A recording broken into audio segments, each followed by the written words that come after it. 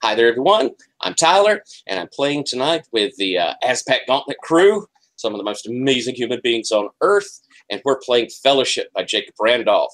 And this is part of the Gauntlet community, which you've seen me play with many people with the Gauntlet, some of the most wonderful gamers and really nicest folks you'll ever find. I urge you to go and find them. We have a Chief Plus presence. We have a Facebook presence. You can find us at gauntlet-rpg.com. You will be glad that you did. Wonderful people there. And we're going to be playing the last session, the finale session of our game of Fellowship, which is very much based on the kind of quest stories of, say, a Tad Williams, or more specifically, a Tolkien. And we have a group that are facing off against a great and terrible evil, which has been taking over the world, and which, in our case, is Borgia, the queen of the countless young. And she is a sort of insect-type creature. We haven't really seen her, but we have seen her minions, which are kind of a cross between humans and like wasps or ants. They've been pretty darn nasty, and as her name implies, there's an awful lot of them. Thank you, Sid, for making us a roll for your party, sir. And I want to mention right off the bat that we have the Gauntlet inclusivity policy, which is really there just to protect and make sure that we all realize we're friends, coming together, playing together. I'm being assaulted by a cat behind me, but we're all having our a good time together and supporting each other. And we also have on the table the X card, which, if you don't know, for those of you at home, you see someone doing this, or players can put something up in a chat, or you could say something like, "Hey, Tyler, I'd like to X that." And what we'll do is I may ask for clarification, but we'll rewind, we'll reframe, and we'll set off with a different tact. I do say, though, that if anybody has something they'd like to, share, something they feel like they'd like to say about when they pull an X card, you are certainly free to do that. We are all friends. You can put something in our chat. You can put something on our Google event, or we could take a few moments and unpack that. Again, because we're all here to take care of each other, that is a perfectly valid and wonderful thing to do. And please feel free to use our safety tools, because they are here to protect us all. That said, so far we haven't really seen anything particularly problematic in Fellowship. Our group has been very heroic, and most of our villains have been very directly villainous. We haven't had a whole lot of ambiguity about that. But in this finale, we may be seeing a little bit of something that causes our heroes to think, are they on the right course? Maybe have a little bit of a crisis of conscience going through here. We'll see, though. We'll see how that turns out. But I think I would like for us to introduce our characters, and all of them went up a level last time, so they all have some neat new tool in their toolbox. So we will hear about those. I'm going to start off with you, Sid, if you'd be so kind. Introduce yourself and your character. Hello, my name is Sid. I use he, him pronouns, as does my character, Sebastian Lug Nordwick, the Squire. He is a tall, raky, olive-skinned squire who has come along to support his best friend, or only friend, Theth, you've changed your name, the Brightest of Flames. That's adorable. Now, Sebastian's got a lot of things about him. Probably most important is that he has finally bathed, probably for the first time in a while, and definitely for the first time in a pool of magic. And because of that, he can now, further showing that bond with Manona, he can now draw upon draconic magic to do cool spell things that I'm probably going to do a couple of times. Awesome. Fantastic. Ryan, why don't you introduce your character?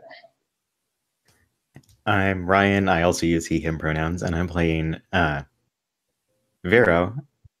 Uses she, her, or they, them pronouns. Isn't really stuck on anything in that regard.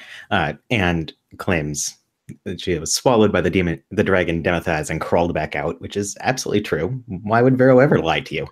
It's worth noting that I took the new power Silver Tongue, which means that whenever I speak softly, I can lie to you and you'll believe it outright until something proves otherwise. So yeah, maybe don't believe anything Vero says. I'm a spider and a toric spider, which means that I've got a humanoid torso and head, kind of grayish. I've got 8 eyes. And yeah, Seed said laughing at the yes, the head was an important thing to specify there. Elaborate black blade, lots of beautiful silk clothing and everything, but then a great big spider body.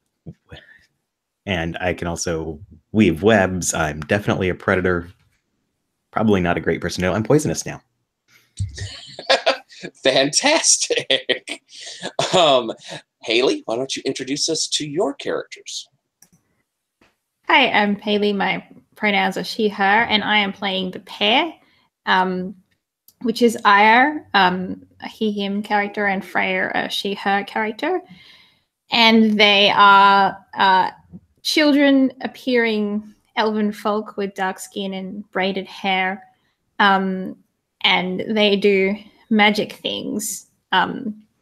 They were conjoined twins separated at birth, so you can still see where they were separated, and they have got blue tattoos, tattoos along their face that light up blue with their magic, gifted to them by the strange organization that they hail from. Last session, they split up for the first time, which turned out to be a bad idea, as their magic does not seem to work as well when they are not together. Excellent. And what did you pick up with your level? I could not resist being 3 people. Oh. But I think we might get to that in play, maybe? Okay. All right. I have a series of questions. All right, then. I mean, Well, as if I was not going to take that level up option. They're reproduced via fission, I'm assuming. Well, Brendan, why don't you introduce yourself? Brendan, he, him. I am playing the Pierce of the group, the Orc Sneeze. That is a large, chubby mushroom man with a big, thick chain necklace, basically like Biggie Smalls. He has a little outgrowth on his shoulder who's known as Sniff. And I took the advancement Shaman, allow me to do Orcish spells. Oh, that's cool as all get out. Excellent. Neat, neat, neat. All right. And Alex, why don't you introduce us to your character? Hi, I'm Alex, she, her. I'm playing the overgrown lizard known as the Menethith, formerly the child of lava, but now the brightest of flames, fire incarnate, waker of the one who sleeps, and commander of the dragon hordes. So yeah. I took the can request help from a real dragon. Don't live in the Menethith, hear you say that, when I'm in danger. Excellent. All right. And indeed, last time we did meet an enormous ancient dragon, a silver dragon by the name of Galathron. And Galathron. And that was a very dramatic moment. And I'm really delighted to see all these neat, cool new powers from everyone. That's wonderful. All right. Well, we're going to kind of hop right into it, I think. We're going to start off, we had decided at the end of last session, with the Fellowship after this good victory. The forces of the Overlord under the generalship of Crixix were incinerated by that silver dragon just mentioned. And the source of power, which was in a lake that when an eclipse hit would have given enormous power to this general, instead the power was split in between Sebastian and Crixix. And Crixix managed to just escape from the jaws of the dragon, closing around him, disappearing into the ether, displeased with not having succeeded completely in his task. And so now the fellowship has gathered around a fire. They are resting, they are recovering, and the people of that valley, having heard that the army had been driven out, have in fact sent little groups to come up and find out what had happened, and they have offered you food, they have offered to mend your weapons, and they are, I mean, there is tons of, oh, yay, the fellowship, y'all are great, you're swell. And the people of the valley are extremely glad to have seen this army taken out and are rallying behind the fellowship. And so what I'd like to do is first, before we start on our long journey, I'm going to go down the line, and as these people come up to visit, I'd like to hear what you say to them, or feel free to bring in someone with you. But how do you greet and deal with these? And these are mostly humans, though we do have an orc village around there that has come up and also offered gifts, and they are very proud of Sneeze and Sniff having, reached this heroic status, defeating this army. But I'd like to hear how each of you kind of deal with these people coming up and almost idolizing you, as these great heroes. So let's start with possibly the one who would most understand and accept such devotion. Theth, what do you think of these people coming up to give you these gifts? Yeah, well, I mean, as soon as I see them coming, I prim myself up a bit, get my frills in order, and I'll climb on Lug's backpack, so I'm a bit taller than they are, and I'll just decree, commoners, we have saved you. For those who wish to swear fealty to us, the dragons, please form a line on the left. For those as offerings, please form a line on the right. That will be all. And take a sweet bow. They cheer, and there are a few of them that, they saw that enormous dragon flying off, and now the embodiment of fire, perhaps small fire, but embodiment of fire there in front of them. Some of them do come over, and they're like, great Theth, we will follow you. We're happy to follow the dragon. You're going to lead us to safety. You're going to protect our lands, aren't you? Well, the best defense is a good offense. So I will protect all of us by winning this war as fast as I can. Theth. They're cheering for you as they bring up their bounty to gift to you. Feels good. Sneeze. Who do you think comes up to see you? How do you react to the various people coming up? So I'm imagining the way the orcs would celebrate this is almost like Sniff is standing there, not making eye contact, looking sort of straight ahead. And their way of showing their appreciation is one by one coming up and putting a tooth necklace over his neck, sort of like the Hawaiian flower necklaces, one by one, and then forming in a circle around him, like a mushroom circle, and just plopping down. And everyone's just making little celebratory honking noises. Oh, I love it. What a lovely ceremony. And so we have the orcish honk going on around Sneeze. Do a little command lore for me, if you would. Sure. Is there a feeling of all the orcish tribes are united in any way? Do they communicate with each other? Or is it just individual groups, spawns, bursts? So travel wouldn't be terribly common, but news does get around just very, very slowly. So, yeah, it's not something that would have really reached the northern families. Okay, excellent.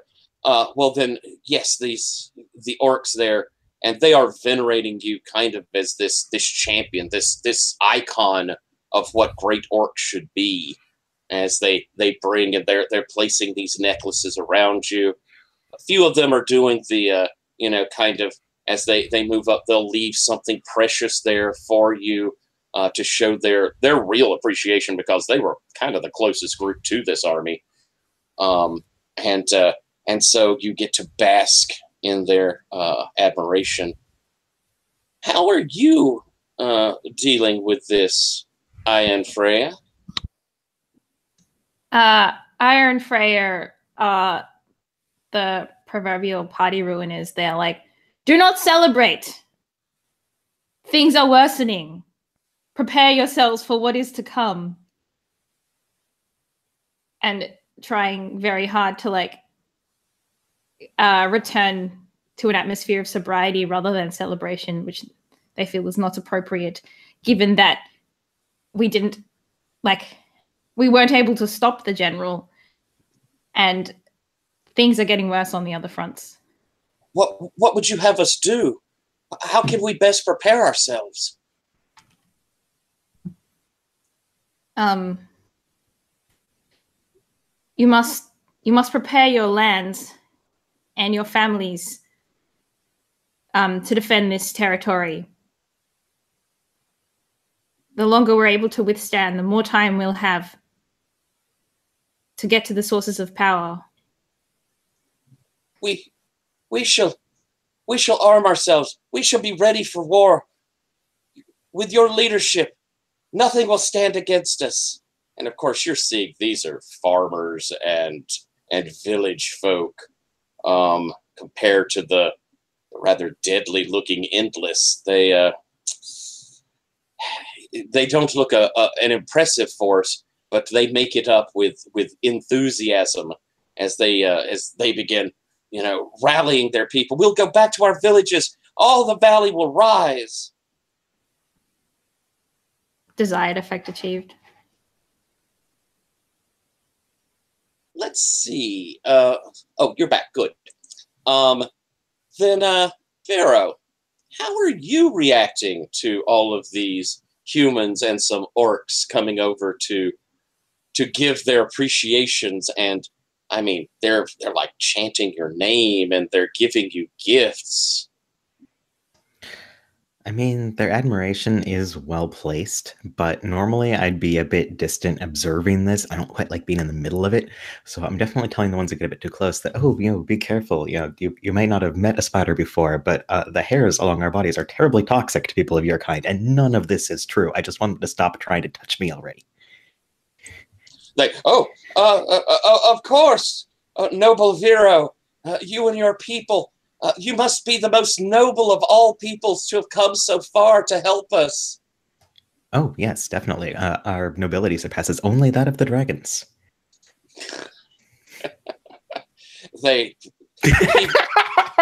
Sorry, just Death immediately puffing up was wonderful. Giving you a respectful distance, though, they lay down gifts for you. They bring many goats to replenish your food supplies as they are. Thank you, great. I do them the honor of sucking one down right in front of them and pick through their gifts with a claw to see if they're worth picking up. There are some practical ones, and there are some, kind of homespun gifts would be valuable to them. How much that's valuable to you, yeah. But they, that just so devoted and excited to have you there.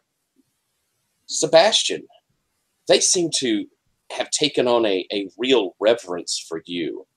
There's still that faint glow of where you came out of the waters about you, and they seem almost to be looking at you as some sort of near divine being, as though you have been transformed. Uh-huh. What do you say to them? I imagine there's a lot of trying to point them to the others. I'm like, oh no, you wanna speak to Theth. Pharaoh kind of leans down and says, when someone praises you, you accept it. When someone asks you if you're a god, you say yes. Yeah. I think you want to see they're the brightest of flames, the waker of the one who slept. You should probably head over and like the whole thing is just incredibly uncomfortable, and it's like no, when like you're glowing, it's like no, yeah, it won't come off. I'm really kind of worried about it. Like this is upsetting. Thank you. There, the great Sebastian. He is so humble. We shall follow in your humble footsteps, Sebastian. We too shall be like you.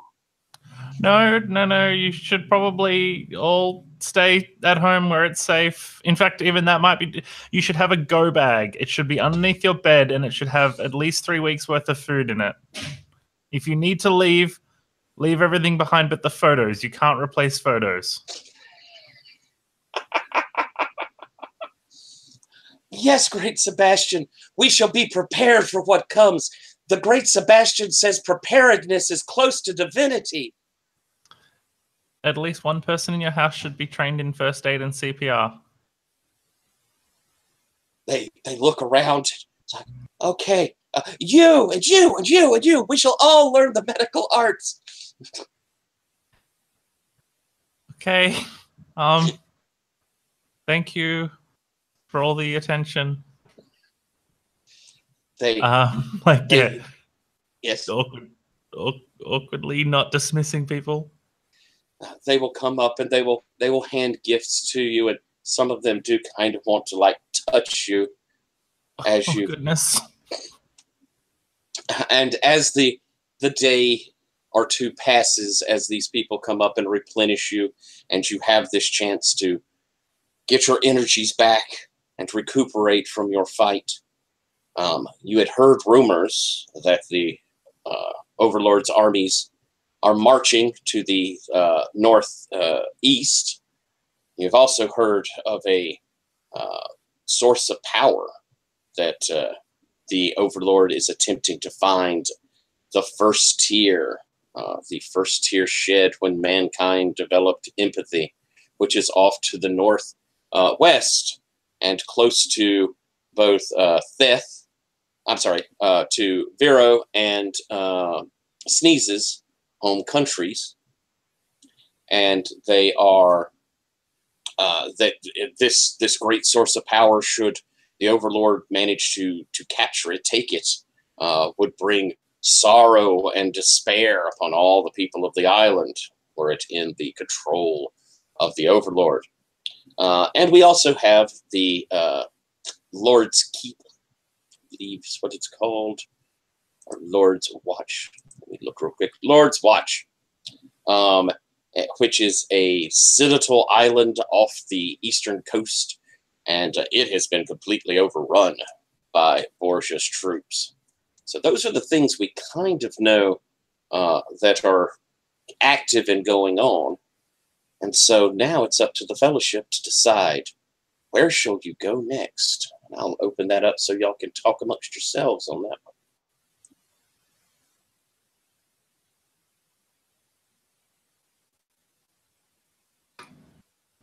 As a character, I'll go where I'm told. As a player, I'm okay with whatever you got. So consider me a passenger. I'm torn because we get good RP going up to the northwest with both Vera and Sneeze's sort of like hometowns. But I do love me a mega city.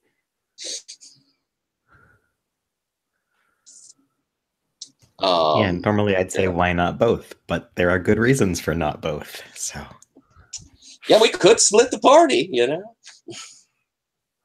Well, we are going to have one extra party member, so we'd be fools not to. A splitting of the Fellowship is possible. I went one way and you guys went the other way. That's almost a 50-50 split. I'm for the hometowns. Hometowns are fun, but I'm cool either way. Alex, any thoughts on where you'd like to go? Yeah, I'm done for the hometowns. All right. Well, then sounds like maybe the lean is towards the hometowns. Are there any objections? Or wish to split the party? If not, I think it sounds like then that we're heading off towards the northwest. And looking at our map up there, like I say, we'll see that we have those mountainous areas, which is where the Spider Mountains are. And up there is where the queendom, demises of the spiders is. Beyond it is the Dead Fields, which is where a large concentration of the orcs live, out in its kind of swampy, boggy sort of area. It has, hillocks and land masses in the bogs, but for the most part, it's a very wet area, and it's inhospitable to most people, but the orcs make a fine home out of it, I imagine.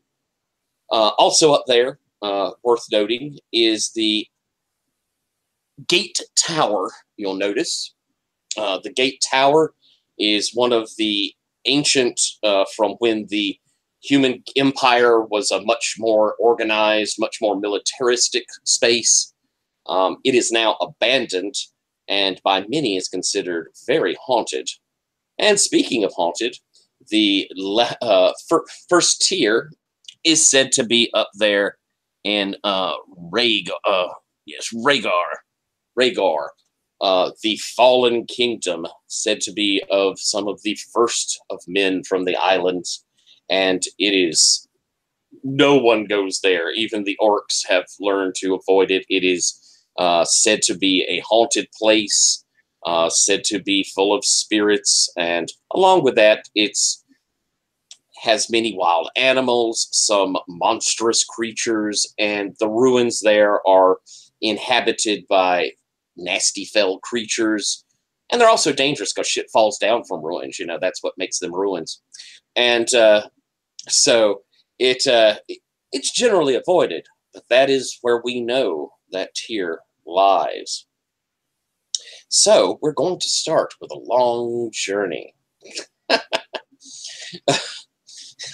That's very funny, Alex. It's always a shame that you cannot share the chat when you put up an AP, because there's often a running hilarity in a chat, but then at the same time, a lot of times it's sort of fun in its way that it's just for the players.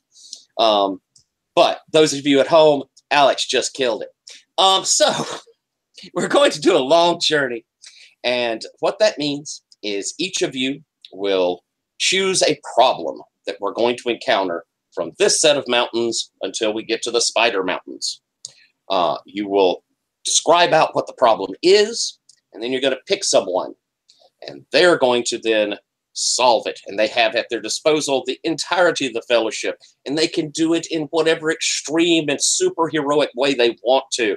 This isn't one where we're going to make rolls. It's possible during the course of it I could call for a roll just to see an effect, but in general, it's just a describing it out, and you don't have to worry about marking stuff off. It's just being this huge, exciting, super abilities group doing these cool things. And then when that person has solved it, they will then make a problem, and they'll ask somebody new to go through.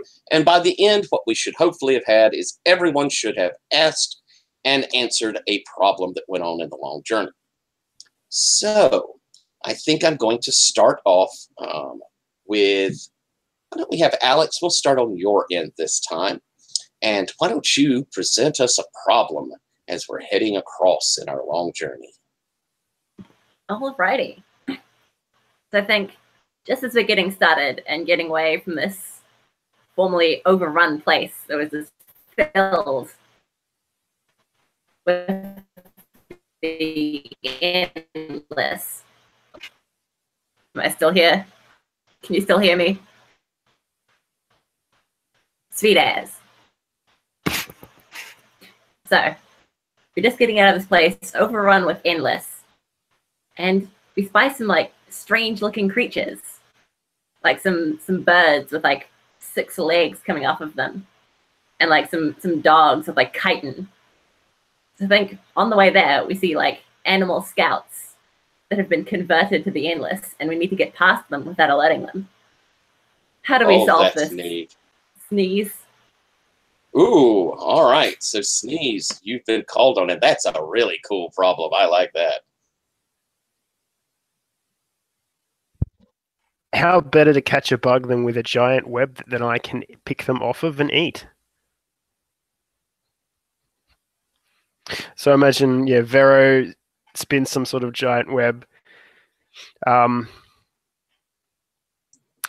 I feel like the crying of Lug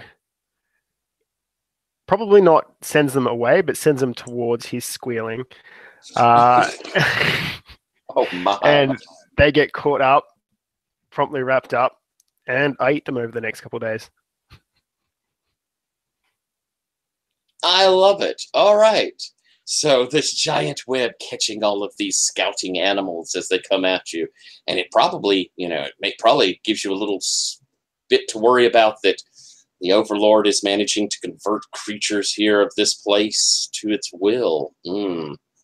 But Sneeze eats well for several days on their crunchy little carcasses.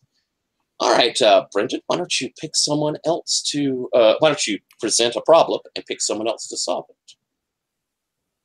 So we're forced to go through a narrow pathway through the mountains themselves, which has been taken over by some entrepreneurs who are forcing people to pay their way through.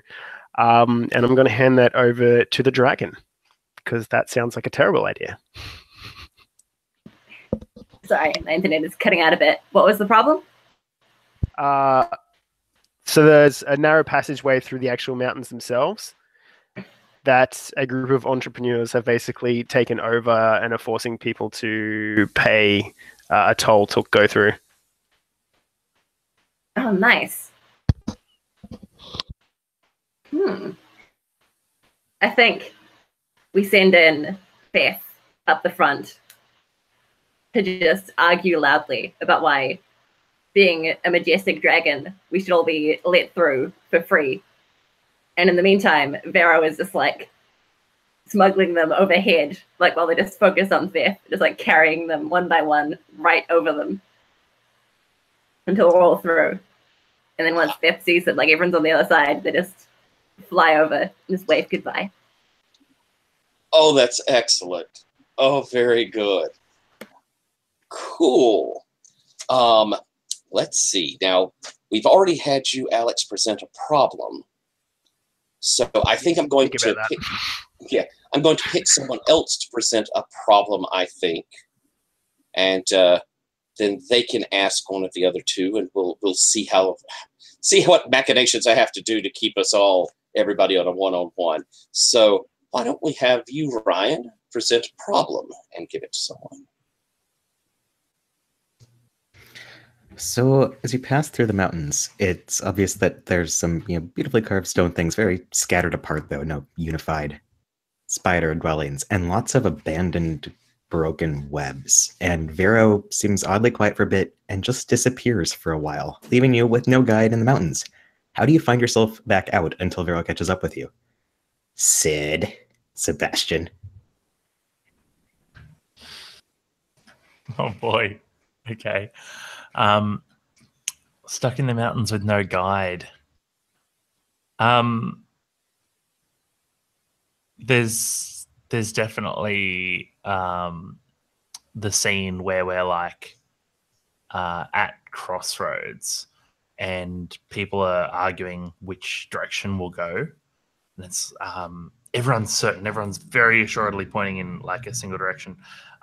Probably the pair are like arguing over which way they go, which is always my favorite. And Sebastian like pipes up and says, from what I understand, the safest thing to do when you're lost is to sit down in one spot and not go anywhere. And it's probably drowned out by everyone else. There's just this uproar of their argument. And Sebastian's like, okay, I'm gonna put a rule down right now, everybody, that we don't go anywhere. We stay here. And like it's the little bit of authority ends up standing on maybe a fallen tree, like standing on the side of it to give himself some height. and he's already a pretty tall guy. And he's like, right, I want everyone to sit down. We're going to tell stories until Vero gets back. And then we have a campfire, and we have a little social affair. That's wonderful. Oh, I love that. And I think that's neat enough that I would like to hear the title of the story each of you tells. So, Theth, what's the title of the story that you tell around the campfire? Let's go for The Rising Flame, the births and deaths of the last 1,000 of the volcanic spire. Ooh, very nice. Sneeze, what's the name of the story that you tell?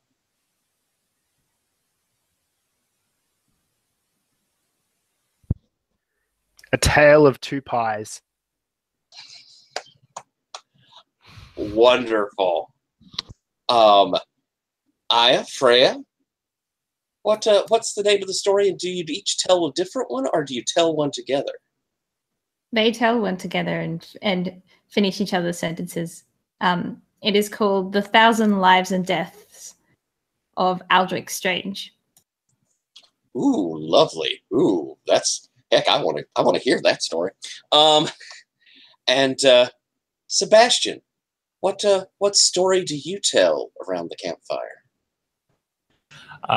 I definitely start to tell the story, and the title is like the story of Hemenemetheth, the child of Guava.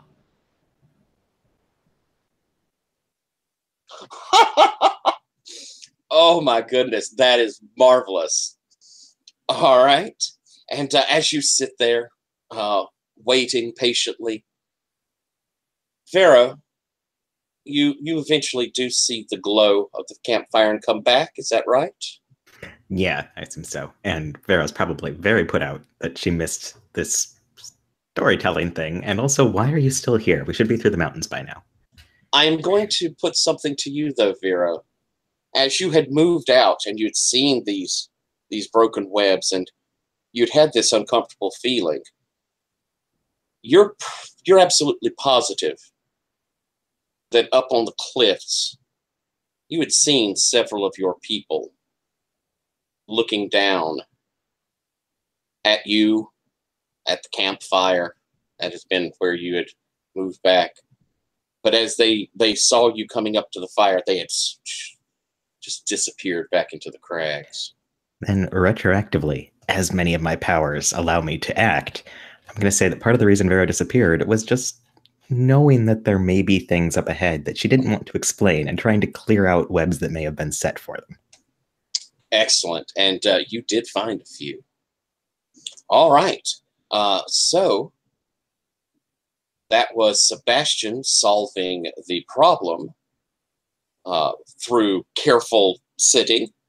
And so now would Sebastian, I think probably you should present a problem for Haley, for our pair. Yeah, and I think the pair would be uniquely set to deal with this one.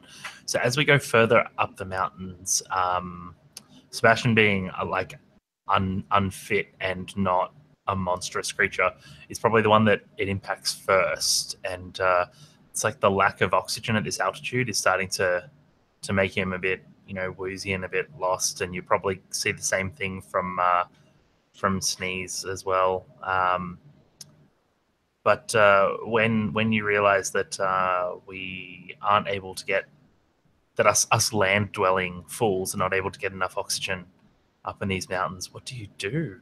What do the pair do?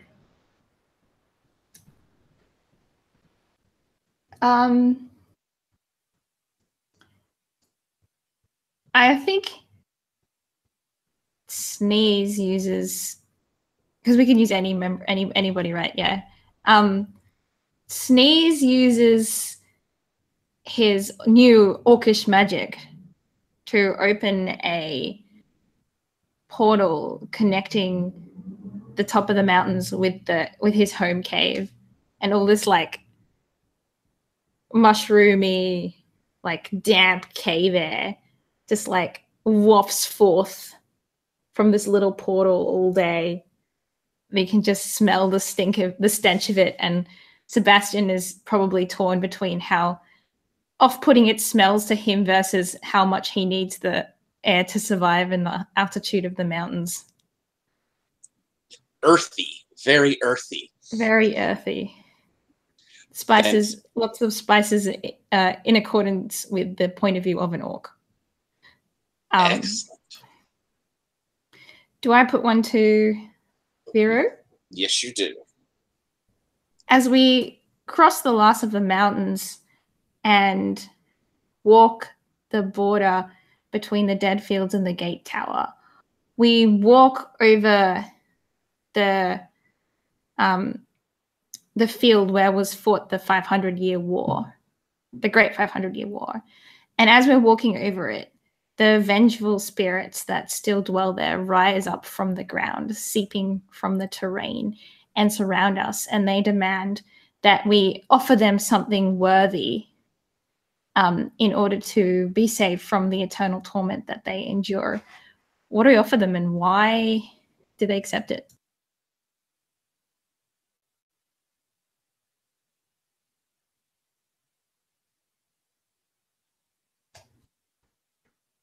I think we offer them being remembered in the stories of one of the last great dragons who we happen to have in our party, and a dragon's regard is beyond a price. And it probably takes a little bit of convincing, but we're pretty convincing people when we want to be. That clearly, if a dragon is going to spread far and wide the story of these vengeful ghosts who are, I suppose, not really vengeful so much as forlorn and forgotten and everything, and putting a good spin on it, that's going to be enough to convince them. And Vero is totally talking up Theth as much as she can, because she can talk people up so much when she wants to. Oh, I love it. How about we see real quick then a talk sense out of you, and we'll see. I just would like to see kind of how they deal with this. You can go with grace if you're just, that would be more of the telling of their part in this story, or you can appeal to their emotions by telling this emotional grand story, or you could be just trying to dazzle and trick them. I think dazzle and trick them, because I am full of grace, and Vero is always trying to dazzle and trick people. Excellent. Why don't we see that roll? That's a 13, so they are so dazzled. They are indeed. And as you tell this story, this dead army, they're fascinated by it. And as you finish, from amongst their ranks rides their general on his spectral horse. Behind him are two spectral bearers carrying this chest. It's not so spectral, though. It's a real chest. And as they reach to you, they set it down in front of you. Fade away. Do you open the chest? I think Vero doesn't open the chest so much as kind of gesture for Sebastian to open it. Sebastian, do you open the chest?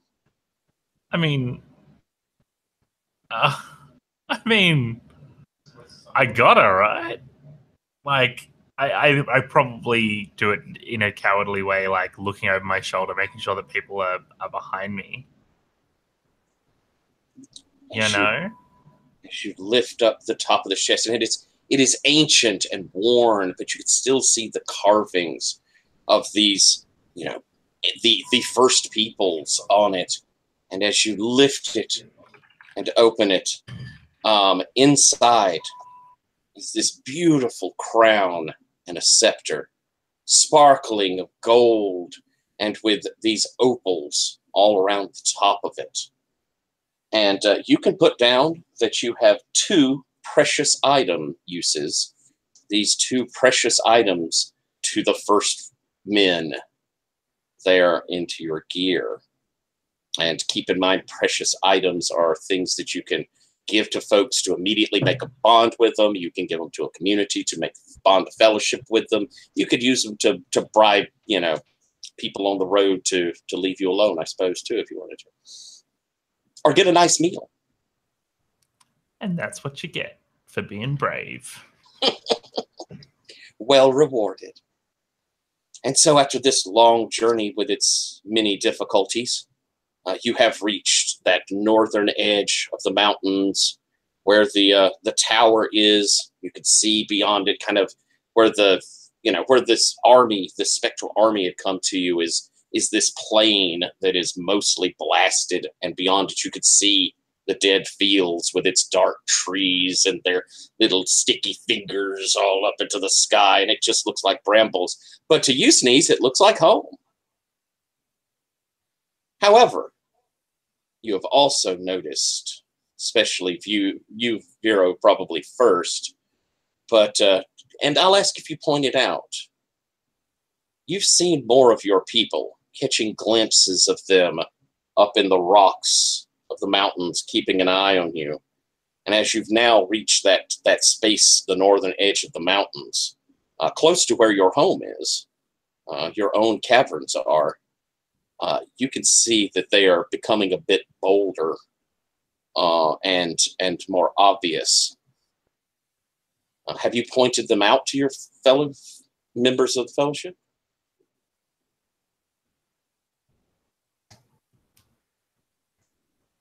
Sort of. I think at one point, I kind of sidle up to Sebastian and kind of lean over a bit. Like I'm going to say really weird stuff, like I tend to say to him, and just say that I don't want to alarm him, but some of my fellow spiders have been following us for a while. They haven't had time to set a web. I would know. I would always know. No spider falls into another spider's web, but be aware. You're very easy prey. What? We're being followed by spiders? Just and so that sounds dangerous. You all hear this. How do you react? How does Aya react? Yeah, Aya starts looking around with her like spectral vision, trying to catch a glance of where they might be. All right. We're going to have you... I don't think we're going to do a look closely quite yet. I think I'm going to just say that you can see, and now that you're pointed out and you're looking up there, you can see them scuttling around up on these cliffs. And as, the sort of ring from Sebastian's call rings out, it almost echoes in the valleys here of the mountains. And you see one of these spiders, quite a large one, begin descending down towards you. And Freya asks Vero, do you know this one of your kind? Vero, command a little lore on us. Who is this spider, and why did they hate you so much? Well, the spiders aren't very sociable folk. I mean, we split up and live separately pretty much from childhood, but some of them are much older and better lived and better fed to a degree, and some of them, especially when they're young, help themselves to bit from others' webs, and Vero definitely destroyed a few of us outright in her youth. And then perhaps out of pettiness later. Oh. What's the name of this spider? Oh, heck, I have to figure out spider names again, don't I? You could come up with any you'd like. Heck sounds good. Ooh. What was that? Going with heck as an oh heck. Yes, let's say heck, but in spider it means something, not so much grand as clever and tricksy and not at all ridiculous like that sounds. Yes, oh heck. Yeah. HEKK. as Heck comes crawling down towards the party, do you draw weapons, or do you go out to meet? Is it they? I think all the spiders probably followed that. Do you meet them, or do you go into a defensive stance as they head towards you? I mean, for me, I would never take a defensive stance against another spider. That would imply that they might be a threat to me. So I will just, kind of walk out and, what is it you want? Vero, you've returned. Things have changed since you were last here. I noticed your housekeeping has gone completely to tatters. There were some who were not interested in hearing the New Testament.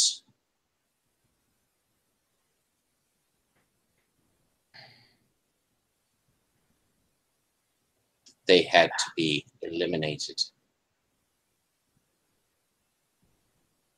So, you've gone ant on us? That's not the way of spiders. We don't have that whole hive queen thing. Simple, Vero. So short-sighted. There is a new and great queen of all the spiders. And she gives birth every day to a new generation.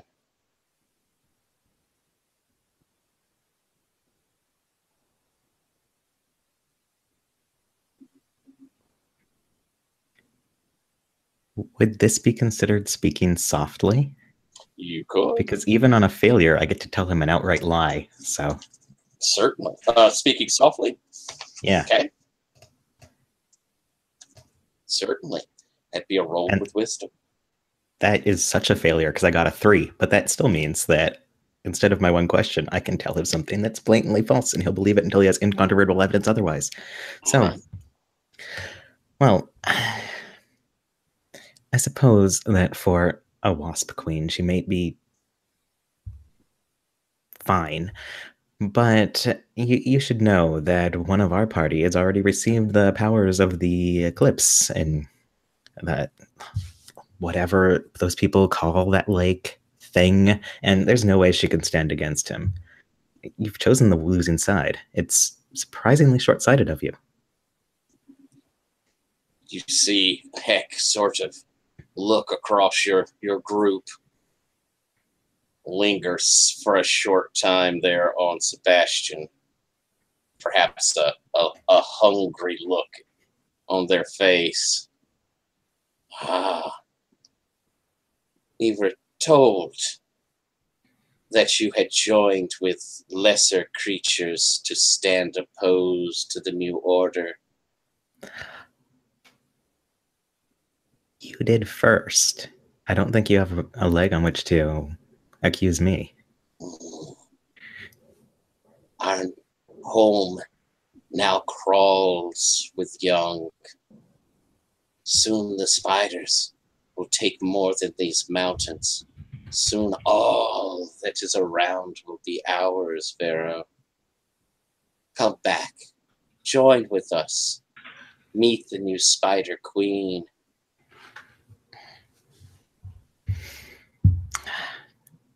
And bow to someone, much less someone who's not a true spider and can never be a true spider. I wouldn't debase myself so far as you. Oh, you do not understand, Vera. A gift was given to one of our kind.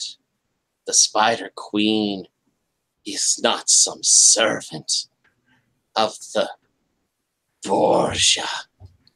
The Spider Queen is leading us to glory. She resides below the mountain, and the caverns fill with 8-legged destruction.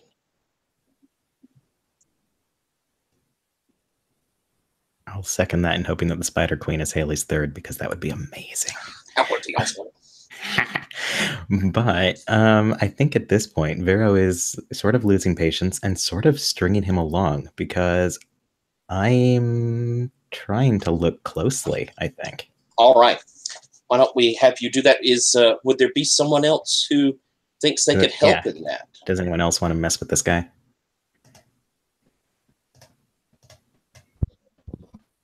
I'll get close and look intimidating. Or in the very least, smell noxiously. You're very good at both of those. Yes. As Sneeze comes over, you'll see Heck kind of cast a look there. There's that kind of worry mixed with like anger, just seeing this work. So roll in hope for a look closely.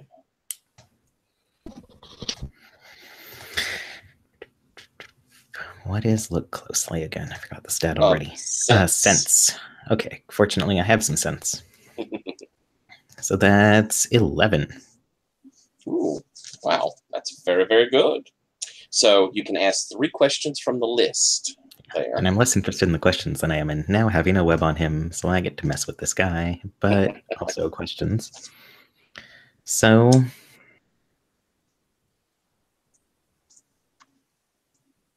Ew, tell me what will happen if I were to spring a web on him right now. Does he have backup or something? Does he have secret plans? You can definitely see that there are a good 24 spiders that are climbing about the crags and cliffs behind where Heck has come down. And again, spiders tend to be solitary, so seeing this large a group is very unusual. Yeah, Vero and I have the same ew reaction. So,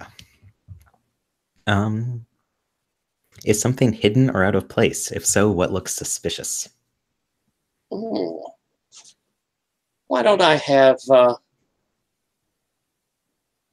Sid? Why don't you tell us what it is about these spiders that Vero notices that shows they have been corrupted, that something has twisted them?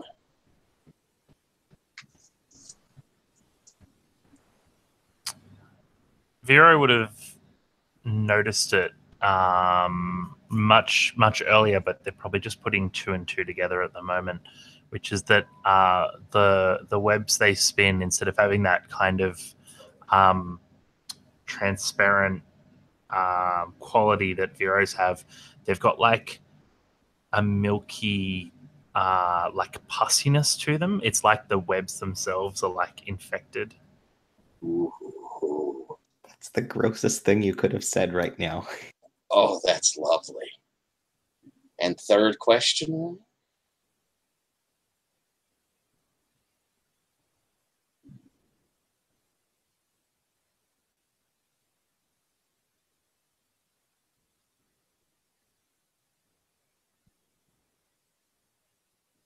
I guess tell me about Heck. What is he doing? What will he do next? Actually, tell me about the spiders on the ridge instead. Okay. You can see that they have started moving around to where they're trying to flank you. And some of them have moved to where they're trying to get ahead of you. You feel pretty certain they're going to begin laying webs to trap you here.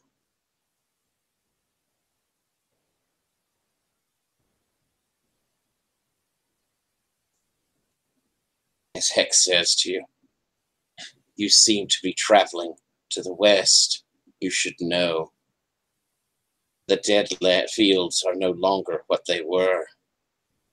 Already, they crawl. They crawl with the smallest of the endless. The ground oozes with their larvae.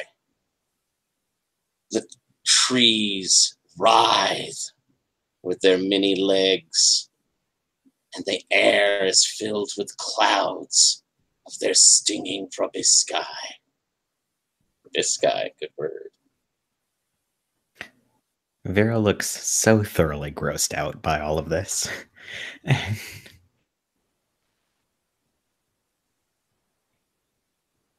Come with us, Vera.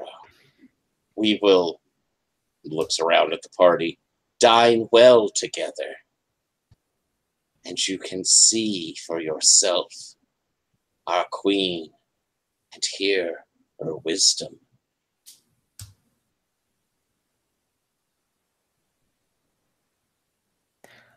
I am going to trip my web and use one of my objects. So I'm going to use manipulate to throw, drop, or break an object in the area. And the object I'm going to break will be one of my containers of poisons and oils. And I'm going to scatter something that is probably unremarkable to most other people, but it causes just incredibly intense itching in the spiders. It's probably kind of unpleasant if you're an insect folk in general, but most of you aren't. I knew we were going up against the Spider Queen, though, so I packed a bit. All right, so you... And this cloud... And that affects the area he's in, because all of mine are area of effect. Ha. All right, so this cloud goes up, and as Heck had said this, the spiders had started closing in on you. And so as the of it goes up, the ones caught at the edge forget, and they roll, you know, kind of that upside down spider thing, and they're scratching, and Heck skitters back, and you can see they're scratching with their legs, and their arms are up scratching at their face. Vero, you're a traitor to your people. Again, you first, but thank you. And we should go now to the rest of the party. All right, so you're going to attempt to move away quickly, trying to avoid these traps? Yes. All right. And since I can't get away with everyone, I assume that people are going to be trying to get away however they do that. Let's have you roll a getaway, as you're going to be kind of leading them. And depending on how well you do, I'll let everyone else roll in hope if you manage to get a 10+. So the one time I don't ace a roll that's in one of my major stats, I got a mere 7, which means that I can still get someone away for free with me. And do you wish to get there quickly, avoiding harm along the way, or get there quietly, drawing no attention, or take an extra person?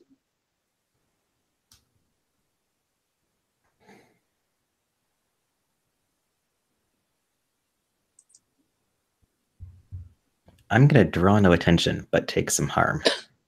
Okay. So everyone else, and who did you pick up and take with you? Who is, I suppose, probably the least graceful person would probably be the one you might want to grab. Again, it's probably sort of patronizing, but also maybe sort of nice that Vero immediately just sort of stags Sebastian and takes off with him, because he is the easiest prey in the party. He needs the helping hand. Yeah, it's super nice until you call me the easiest prey, which you call me a lot. This is, like, friendly coming from Vero. You should appreciate her attempts to be nice to you. She's not being very nice. We had a 20-minute conversation where you pointed out every way that you would suck my life force out if you had half a chance. All spiders are mean girls, okay? We approach people the way we can. All spiders are mean girls is the subtitle for this episode, for sure. So, grabbing Sebastian, you head off, kind of throwing over your shoulder, you know, we should go. And so as you begin moving through, you're setting off these webs, you know, dancing through them, trying to keep them from doing the majority of their effects. But I think I'm going to need you to pay a price.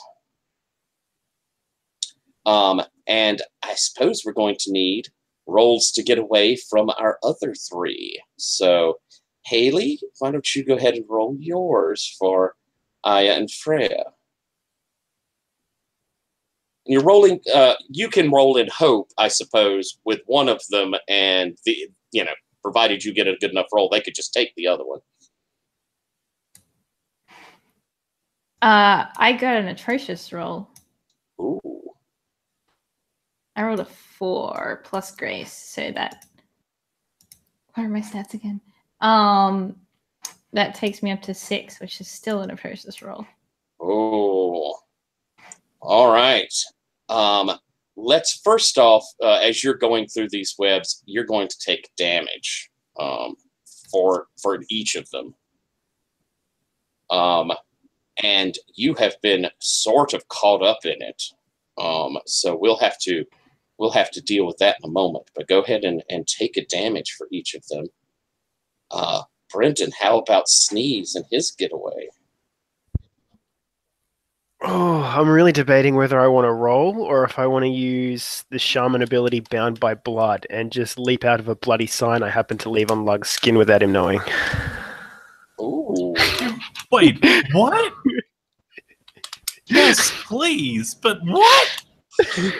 Well, here's my issue. Either I could do it now and avoid any sort of damage, or I can try and wait till a moment where it's really like an epic part in the story and just randomly leap out of someone. Dog, anytime you leap out of someone is an epic part of the story. So what do you choose? Yeah, right. So I use the shaman ability Bound by Blood. Excellent. And that doesn't even require a roll, does it? No. Awesome. And so as we have Vero and Sebastian have moved beyond these webs, and what did you spend for a pay your price there, Vero? Can I lose my fine silks and strange artifacts, or is that too cheap? No, that's perfectly fine. Do I lose both of them then, No, or just one one use? Okay. And so it could probably, you can describe it, but it could be very much like the silk itself throws off the webs. It's like silk on silk sort of thing, or however you'd like to describe that. But as you've reached the edge and end of this, and you're reaching the dead fields and the trees, describe what it looks like, Sneeze, as you exit out of Sebastian. So I imagine back when the original were being attacked by the actual spiders, is everyone just sprints off and Sneeze stands there, just not doing anything for a moment. I think maybe he does a little cut in himself to get some of like the ooze out, and he just draws the little symbol on the ground, and he does a little hop jump and just gets sucked inside, and then just bursts out of a part of Lug spraying basically slime in all directions. How do you react to that, Lug, as there's a slime bat? I am an unconscious gentleman at this point. This is the final straw for my waking hours. I move into the nether realms of dream sleep in search of better places. Fuck, man. In my dreams, I'm a pirate. I imagine it hurts too. Like, I imagine orc magic is not gentle. I imagine this fucking hurts. As slime oozes from your pores and he forms up out of it. All of them involve body fluids. Oh, of course they do. And Vero's definitely just muttering, if you were going to pass out, you could have told me and I could have webbed you to me. And she's like trying to carry this unconscious Sebastian. Seth, how is your getaway? Well, I mean, I think I might try to use the Blessing of Strength to destroy a wall between me and my sweet, sweet freedom. Oh, that's excellent. So is that wall the webs, or is that wall the mountain? I was thinking the mountain. I wholeheartedly agree. So what does that look like? How does it look as you just go through? It's like Beth gets down on all fours, which is like something they rarely do. And like it looks like they're growing slightly. Like their claws get longer and sharper as they dig into the ground, and their wings like fold out thicker and with more like leather texture to them. and then like an instant, there's like this cascade of stone as like Beth leaps off, leaving grooves in the ground, and just blasts straight through rock head first, coming out the other side, like just dazed, like. Ugh. Excellent. Oh my God, that is so unbelievably awesome. So Vero, we have an unconscious Sebastian, but Vero and Sneeze, you see just out from the other side of the mountain, coming out towards the dead fields. With you, you see Theth just bursting forth. And I'm going to get back to you, Aya and Freya. I'm going to give you a little choice here.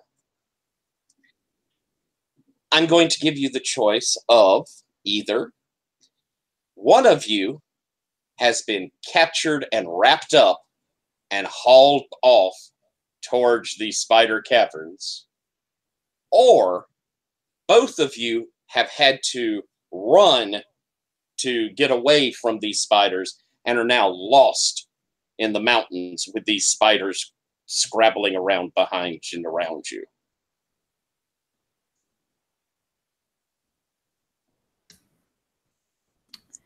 Getting captured is cool. All right. So, which one of them was captured? Aya is captured. Do you mind if I bring in my third now? Not at all. Not at all. Okay. So I think what happens is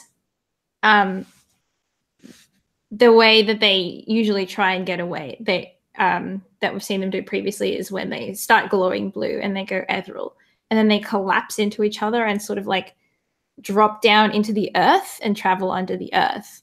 But what they weren't expecting was that the ground here has been so polluted and tainted by the Overlord's influence on the area that they can't use their normal magic to travel through it. So it pushes their, like, I guess, ethereal bodies apart, and Aya sort of like pops up out of the ground in one place and gets wrapped up in a web. And Freya comes out in another place and stumbles up into a web. Meanwhile, so you may remember Aya and Freya have a little ethereal blue hound called Chew. So as they sort of collapse into the ground, Chew is bounding along the surface. His like ethereal paws don't really touch the ground when he moves, but sort of like along the air, just above the ground.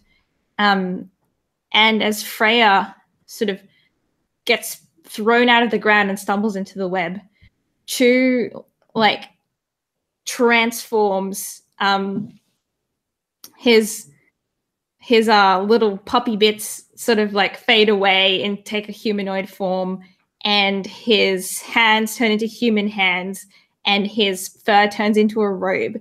And it's a tall man who looks very, very similar to Aya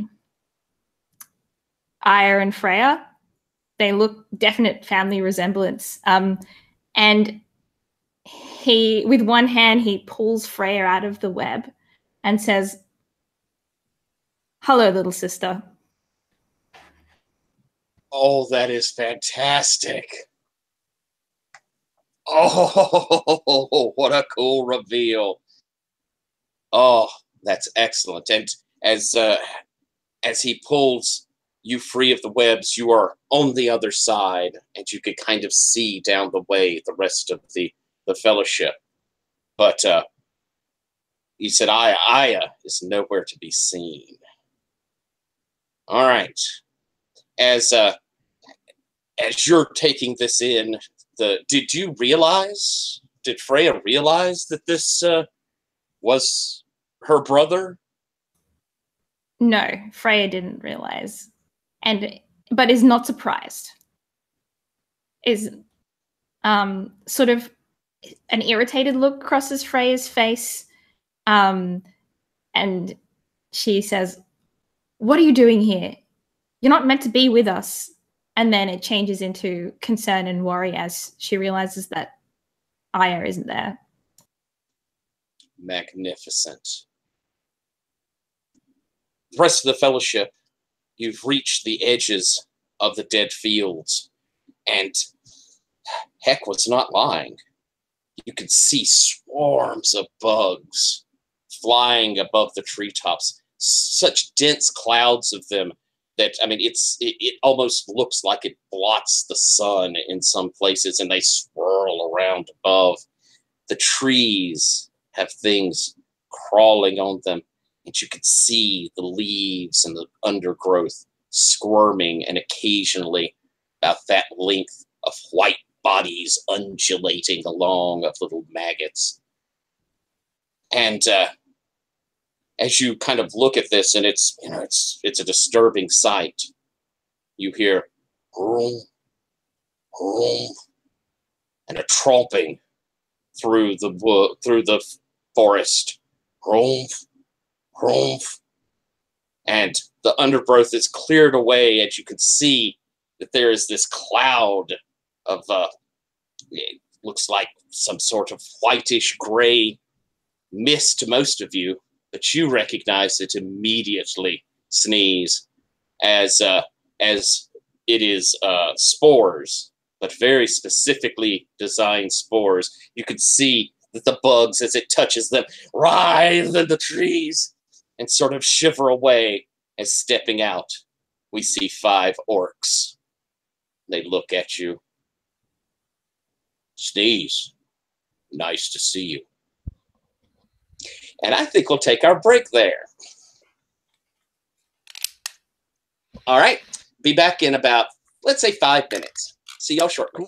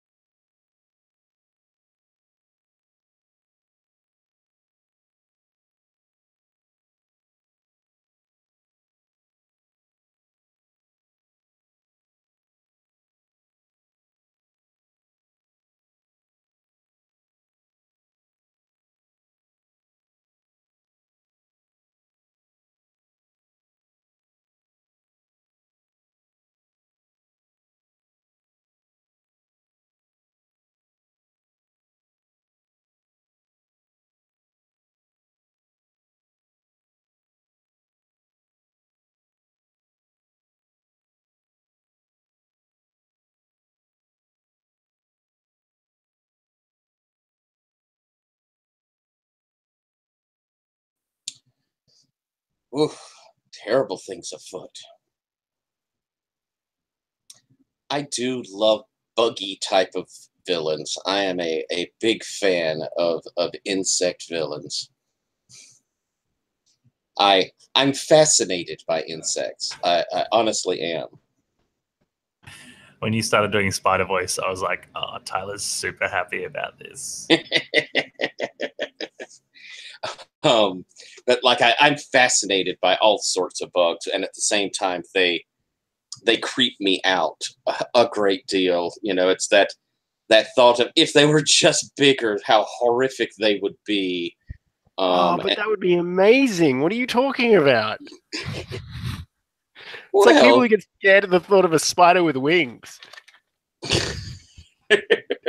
I don't think I want to see a big spider with wings. No. That'd be So adorable. is there some way Vero can get wings? You could get Theft to share their flight power. I could totally have taken approximate knowledge of many things and rigged wings. I should have done that to be terrifying, but oh well.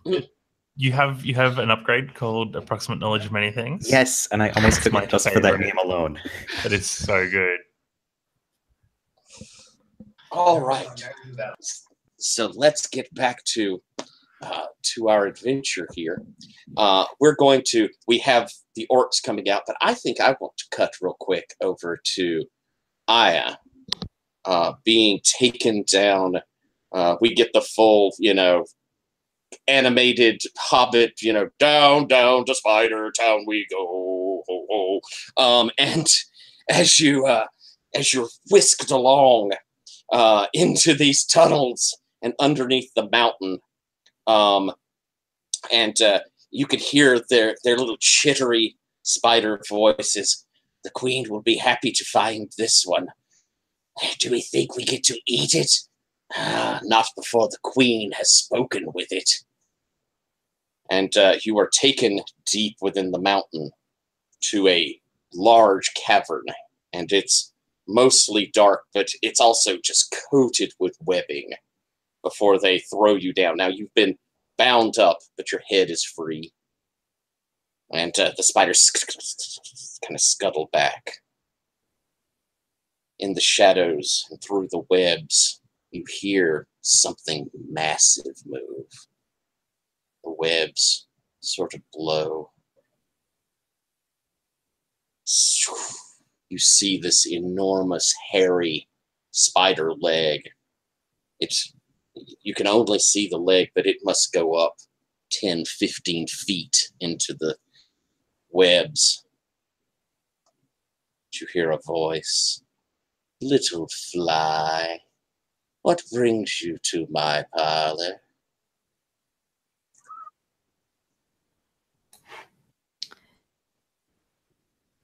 Aya looks up at this giant, massive spider with curiosity and inquisitiveness, and says, "You are the one they call the Spider Queen." I am. I am she who is mother to all. Can I attempt to speak softly with the Spider Queen? You certainly can. Yes, you certainly can. I think Aya has a very even sort of courtier style tone of voice that, and like generally all the time, that doesn't inflect very much when he's feeling emotional. And so even though inside this is a bit of an intimidating situation, I think his vocal tone is very even and matter of fact. Excellent. I'll attempt to give it a go. Wisdom. Mm-hmm.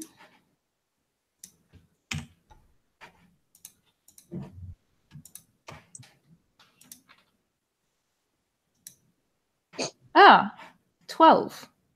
Ooh, very Mm. good. That gives you 3 questions. I'm going to ask, what can the Spider Queen tell us about how they became the Spider Queen? And I think what Aya says is, like, but you have not always been this way. No, once I was, and that mass moves forward so that you see stepping out.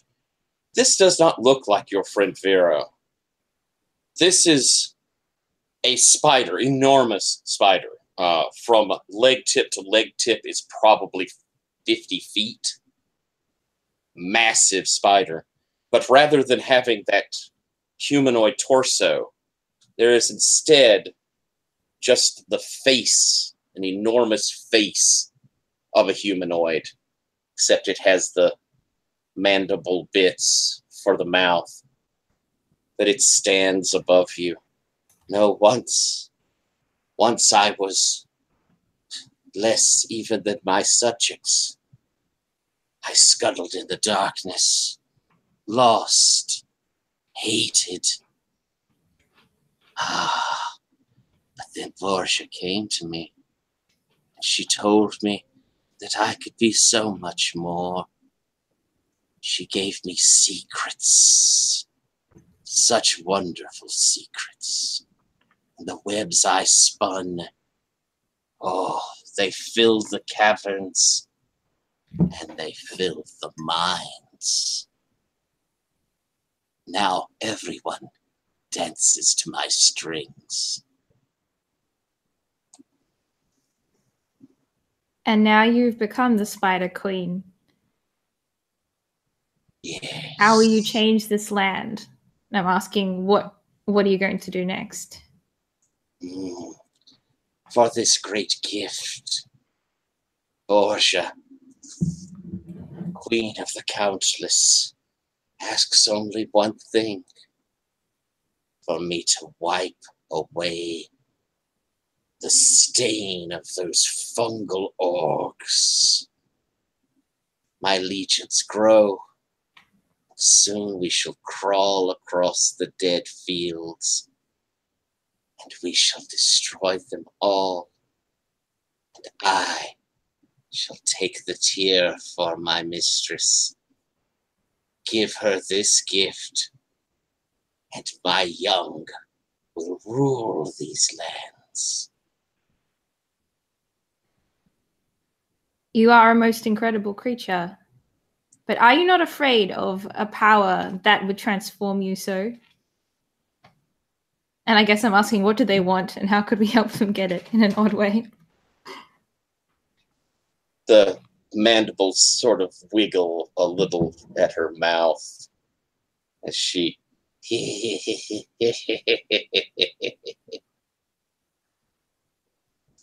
the Queen Borgia.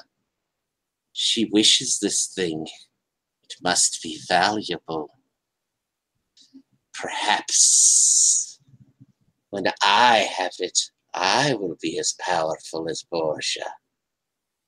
Perhaps I will not need to give her this thing, so that my people rule this land.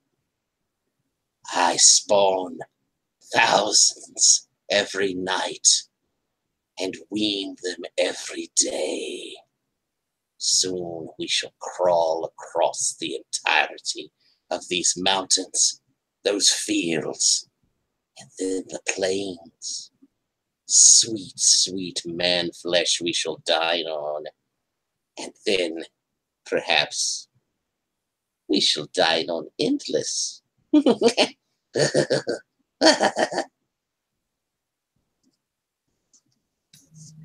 Loving it. I'm going to cut off of after you've had this discussion, and she's laughing above you, spider maniacally. We're going to pop to you, Sneeze, and the rest of the party there. Sans at the moment, Freya and her brother. What was his name? I'm sorry, Haley. Aaron. Aaron. Okay. Write that down. But we'll go with you, Sneeze. How do you? First off, tell me how you look different now that you've, or is there something that looks different now that you've become a shaman? And how do you recognize that these 5 that have come to you are also shaman?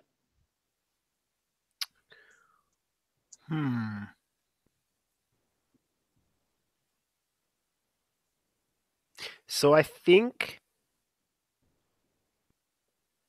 the so the top of my mushroom sort of part starts getting little white dots on there. And that's what separates the shamans. Like the magic starts actually doing that to them and turning them into magic mushrooms. If I were able to give cool points, you would receive one for that, my friend. All right, so with our shroom shamans here stepping out, Dave, good to see you. How do you greet them? Are these from your tribe specifically? Do you know them individually? I think everyone in the actual, what's it called? The Deadfields. Your Deadfields, yeah. I think everyone in there's it's a pretty tight-knit sort of community, so everyone's seen each other at least a few times, so they would, in the very least, probably recognize me. Okay. Lots of cooking competitions. I gotcha. So how do you respond as they come out?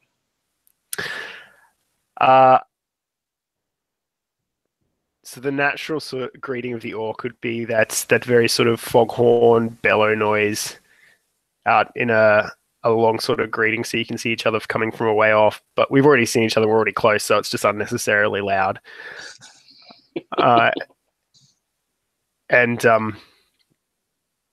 Yeah, a move forward, and it's like a pat on the shoulder between everyone. Well met. Sneeze. This place is not safe. The spiders were never good neighbors, but now they kill orcs. If they see us, he looks over. You travel with one, Sneeze. It is dangerous. We should kill it. I don't think I can eat that one. It has been tough. No.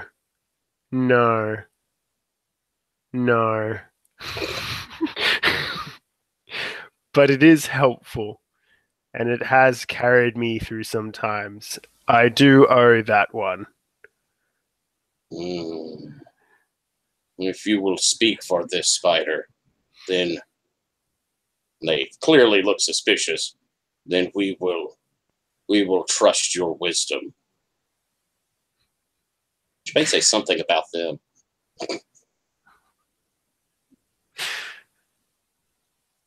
If it steps out of line, you have first pick of a leg.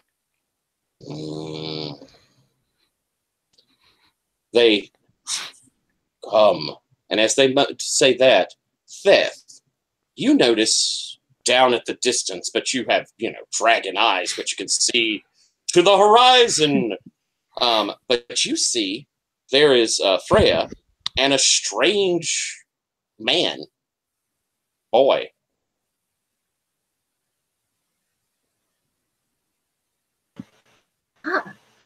Was Aya always that big?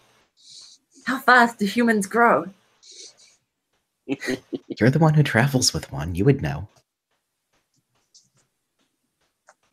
I mean, it's been, 3 years since I met Lug?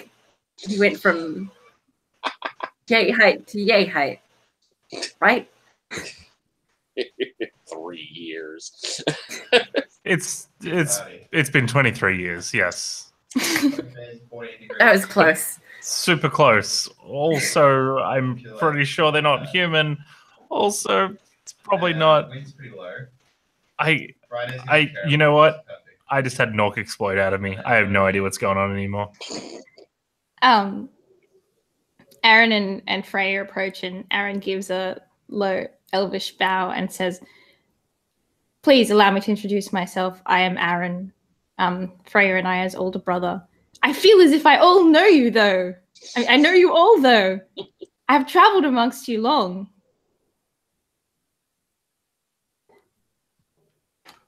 And Freya says, "They've taken Aya.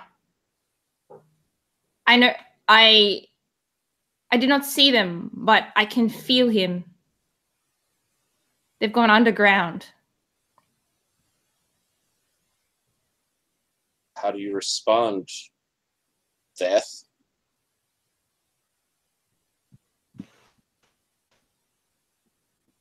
Wow. We already Sneezes, kind people, are under attack, and now one of our own. So what say we go sort this out? Looking to Vero.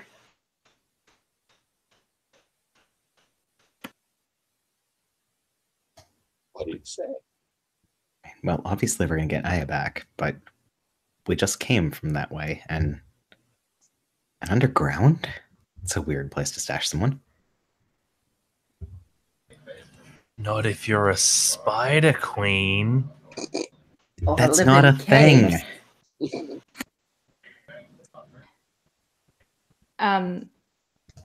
We should not delay our movements to the source of power on account of my brother. If you'll allow me, I will go after him. I worry that Borgia will reach it first.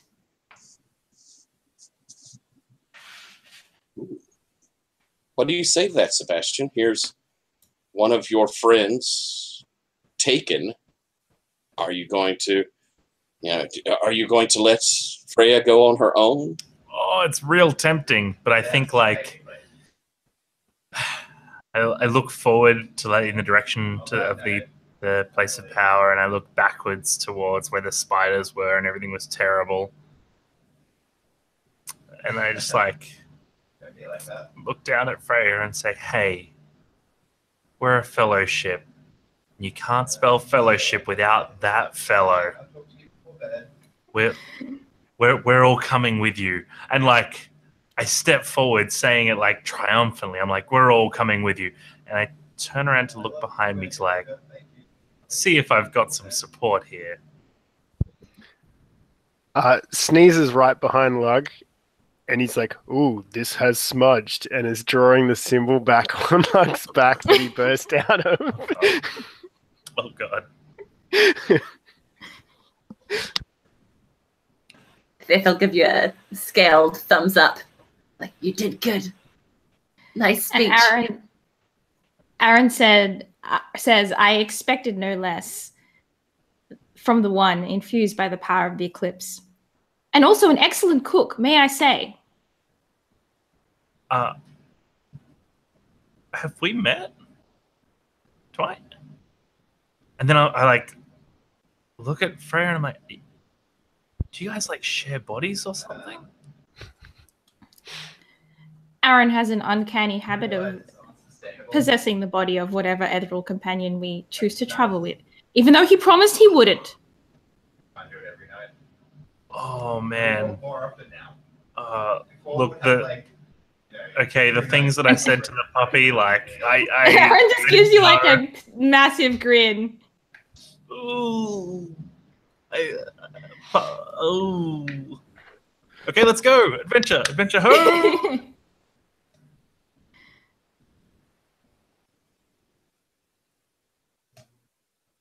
You're muted, Tyler.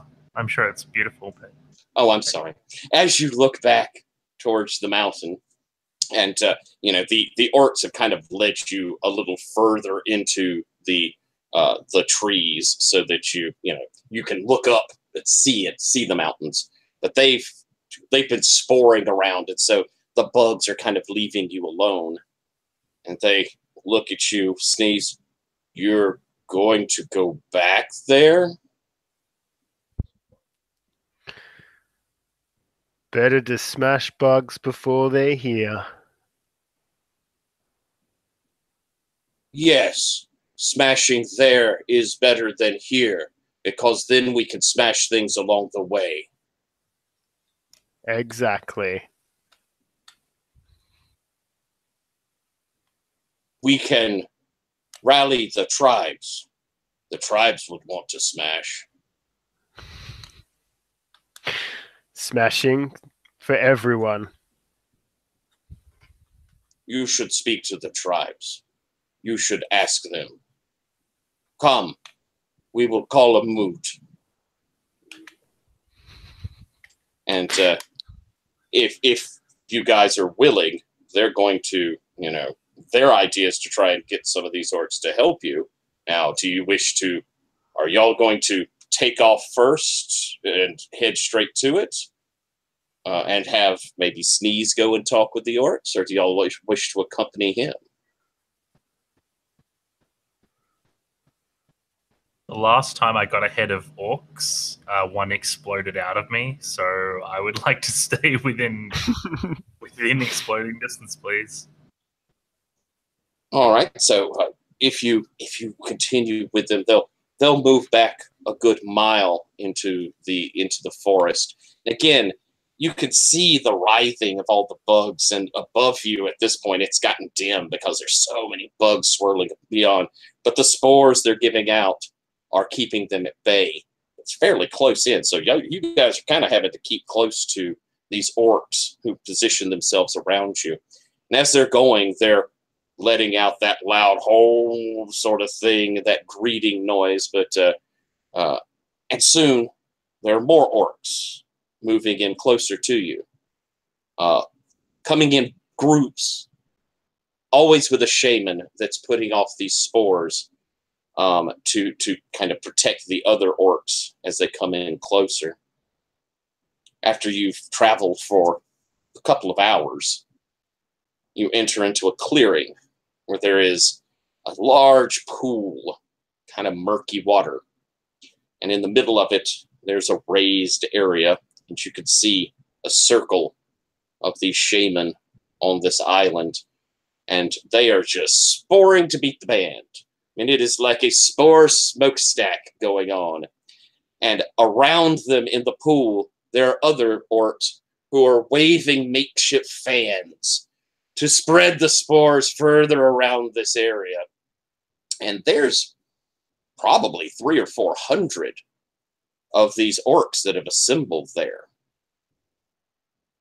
The shaman that is traveling with you looks at you, Sneeze. You should tell them that smashing there is better than smashing here.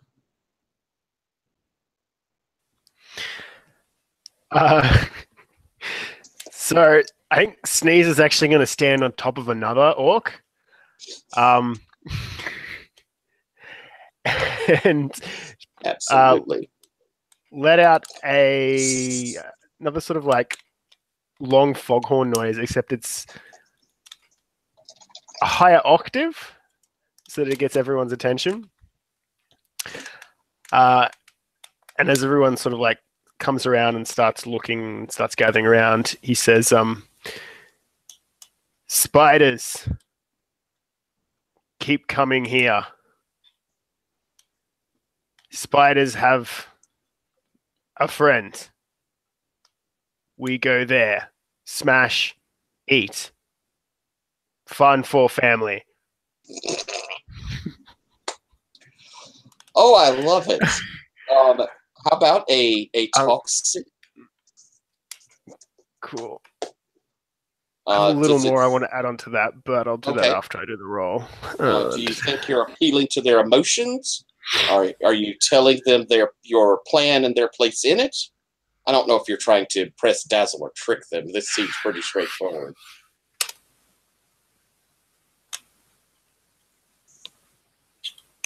Oh, it's not a good roll for me, but I kind of feel like this is appealing to their emotions or desires. All right. Sounds like you're rolling with wisdom. Before you roll, does anybody feel like they can add in something here to kind of appeal to, go along with this appeal to emotion? Anybody have words they wish to say to back him up?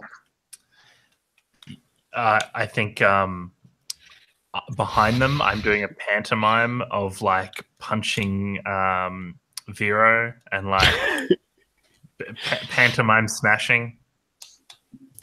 Vero's just looking kind of annoyed, like, what? Yeah. Why? I'm like inciting them to join me. Oh. Then I act captured. No. And just takes one leg and kind of gently pushes Sebastian away a bit. That's excellent. So it sounds like you could roll in hope there as we're having the punching the spider. So that is an 8. Ooh. All right.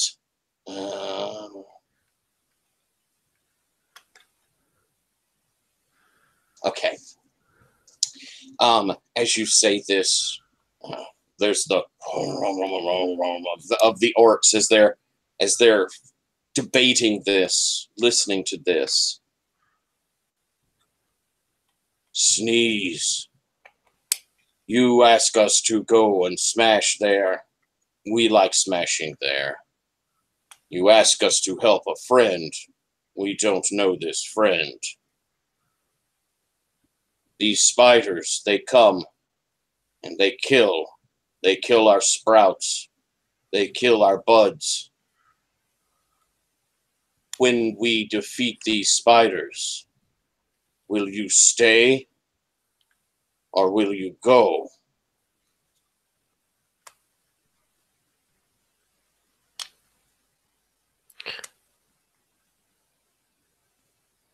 I must go one last time, but then come back for good. But I will leave you with a gift in case I do not. And I would actually like to use, what was it? The information one we got last session? Yes.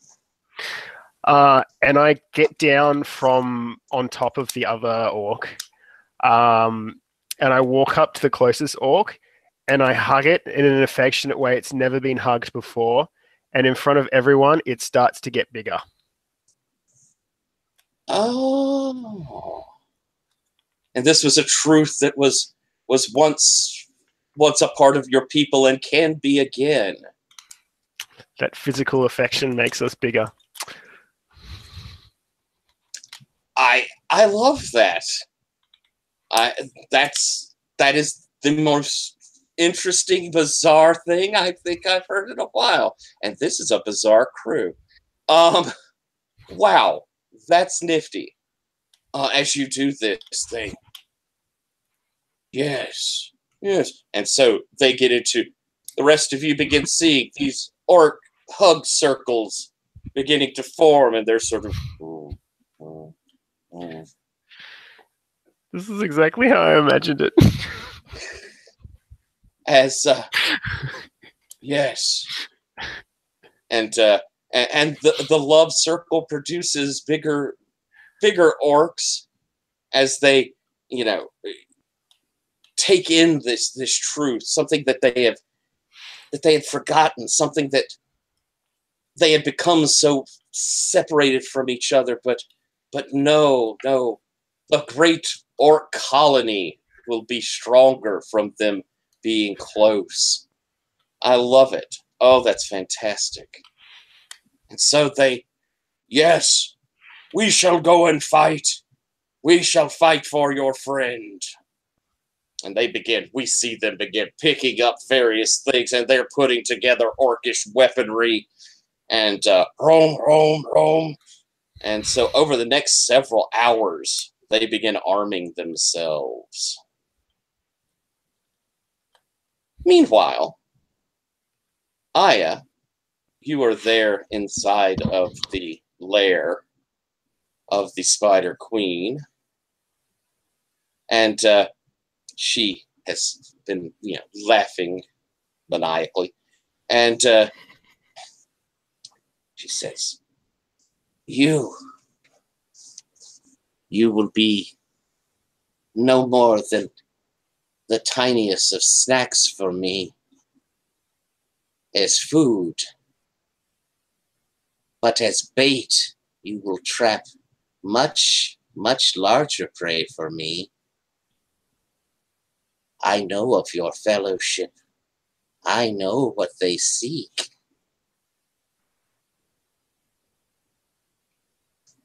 She smiles. Your Majesty is correct. The Fellowship will come. It remains to be seen whether this will be a trap or an underestimation. Oh, brave little fly. And her enormous legs pick you up, wrap you up into the webs as she whisks you back into her lair.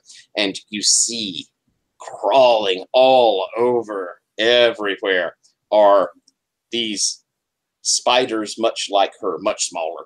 But, they have the humanoid faces.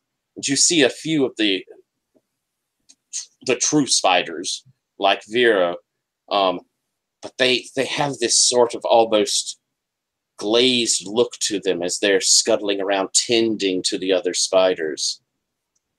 And as she lays you down amongst all of this various things that she's had the spiders make for her, there are these wonders of silk that she lays upon, and there are all of these.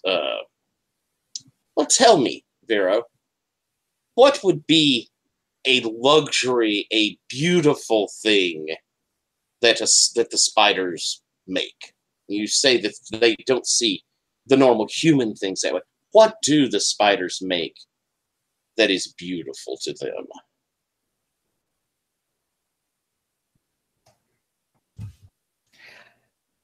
Really finely woven or intricate interlocking patterns. They do some carving and stuff, but it's all the same, just really elaborate geometric patterns that have radial symmetry. And probably she has a lot of woven things, not necessarily all spider silk, sometimes other fibers, but all that same kind of radial symmetry to them. Excellent. It almost sounds like a Geiger sort of thing of all of these symmetrical weirdnesses around you. It's almost, it makes you, as you look at it, it almost clouds your mind to see them all around. And as she's brought you back there, you can see she's ordering these, the true spiders to take up arms and prepare themselves. And her brood, her enormous brood, is scuttling around. And she says, soon your fellowship will come. And then we shall sweep across the Deadlands and destroy the Orcs. So I'm going to cut back to the Fellowship as we have the army of Orcs at your back. But you guys have a moment or two to talk as they're organizing. Any sort of plan or idea y'all would like to make? Vero, knowing your spiders, you might have an insight, but anyone, speak right up. I think the moment everyone's standing around in a circle, Sneeze encourages everyone to stand around, and then vomits in the middle of the group, and I want to use the shaman ability Seance. Ooh. All right, what does it do? So I get to ask a single question about anything and immediately receive two answers. One is true, one is false, and I know not which is which. All right. Ask your question. What is the Spider Queen's one true weakness? Ooh. Oh, that's a very good question. Oh, how I like that.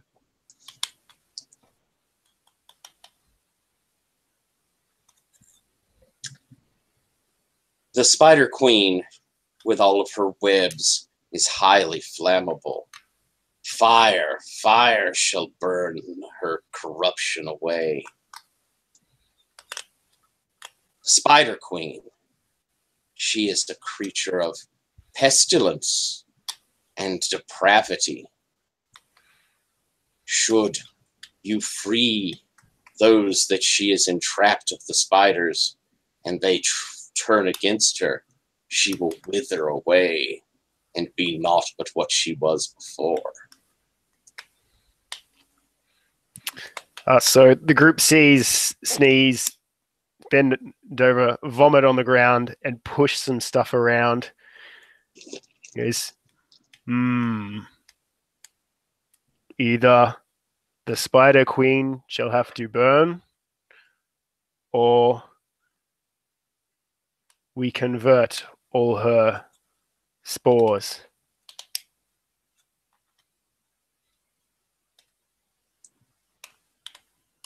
What do you say to that, Vero? What do you mean by convert her spores?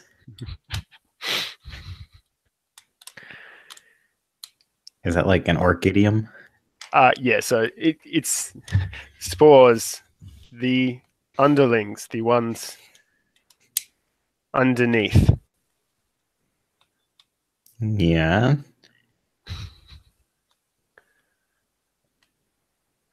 If I want a Right. coffee, I get a spore to get it for me.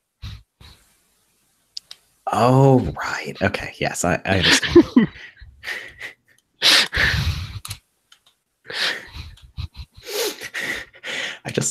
I'm imagining work interns now, and I'm dying all over again.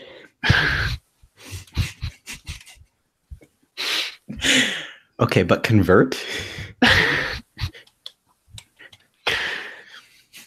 If I offer a better package of income to spores, I can have someone else's spores get me my coffee.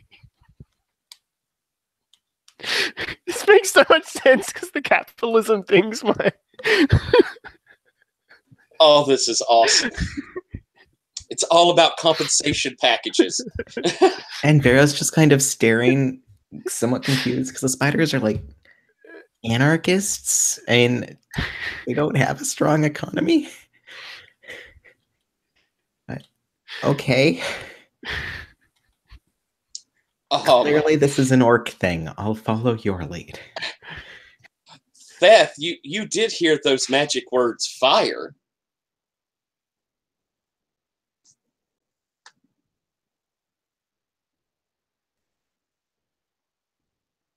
Did you freeze? Oh, there you are. Beth, do you have anything to say after hearing she must burn or convert her spore? I mean, if it's fire you need, it's fire I've got, but the spiders are a venerable people. The ancient dragons tell of their glory. Are we really killing them? They're not spiders. Any spider that declares itself a queen is no true spider. What about the rest of them? What about her spores? There's spores, which is not a spider thing, of a false spider. I think we can do without them.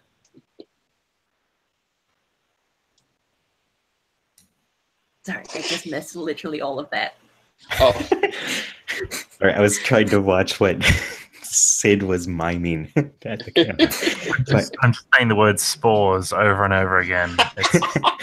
Yeah. Vera was saying that they're spores, which isn't a spider thing, of a false spider, so we can do without them. Very practical. In our tradition, we have a saying. It is, why not do both? Perhaps this saying has some application in this circumstance. We offer them a better package with fire? Not necessarily both in combination at once.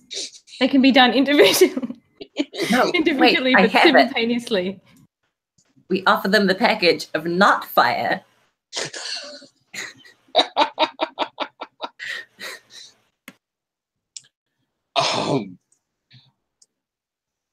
And so as we have this discussion, the orc army is assembling behind you, and it sounds like you're heading back in towards the mountains. Vero, you know that amongst these crags, if indeed they're saying that this is some great underground cavern, then you know where most likely they're talking about. It is, the spiders live much more amongst the crags, and right. I mean, I don't believe you're a subterranean species really all the time. No, we're up in the crags. We're not so much, subterranean and burrowing and blah. What is it? And, taking into account what I've kind of laid as lore for our spider queen and her lurking down below, but why is it that the spiders don't go into those caverns? Why is it that it is so strange that they have gone down there and are doing this? What lurks there? What is their legends of it? I think we at least used to have legends, probably still told to scare off small spiders because you want them to go away because spiders are solitary, that if you go down into the caves, there are these horrible little people who pop out of the stone and will throw things at you and smash your webs and maybe have you for dinner. And if I relate these stories, you might recognize that there's just sort of a really typical boring dwarf sort of thing, but they're horrible and they have huge numbers and they swarm like maggots and they're just the worst. Excellent. All right. So you know of this cavern that it must be, and so I suppose you can sort of lead as we head up there. Now, I'm going to. We have about 45 minutes, and I would like to have us hit in about 30 minutes where we're hitting our epilogues and hitting our end of session. So I'm going to kind of hard frame a little bit here. I also want to use a mechanic we have not used yet, just so that everybody can see what they do here, how Fellowship does what are called set pieces, because it's a big part of the game, and I'd like for y'all to see a little bit of everything. A set piece is where I tell you some obstacles that are in your way, and we have to manage to circumvent or defeat these obstacles. And unlike a journey, this will be things we roll. We'll get into the action of them, but they are, once you overcome that obstacle, then you can move on. And I lay them out what they are to begin with, and we come up with our clever plans of how to deal with them. So I'm going to start with what we're doing is the descent into the Spider Queen's lair is the name of our set piece. And what I see is that we have the journey through the crags with this army without being overwhelmed by the spiders. So I'm going to call this the Spider Trail. And to overcome this, you have the two obstacles that are there for this trail. Is there are tons of spiders' web traps that are there. And so as we move, I will be constantly asking us to pay a price every time we move a little further until we figure some way to avoid these webs. The second thing we'll have to deal with is the horde of her young once we get to the entrance of the big cavern, which are, of course, the little person-faced spiders that are... And they are an army to be dealt with. So we will have to come up with some means using, of course, you have an army with you, but coming up with some way to get past them. And so that's our set piece that we have going. It is a much simplified, they have fairly complex ones. But that will at least show us a little bit of what a set piece is. And so as we're heading into these crags, our first notice of of these traps will be when we first all have to pay a price. So I would like everyone to pay a price as we encounter them first, and then we can go into some things that we do to try and avoid this. So everyone pay the price. And that again can be companion, can be a piece of a tick of an equipment, or can be a stat. And Vera, why don't we start with you noticing, now that clearly this place is going to be trapped, and there are so many that you're not going to be able to detect them all immediately. And with this army, they're going to stumble into it. What would you like to do?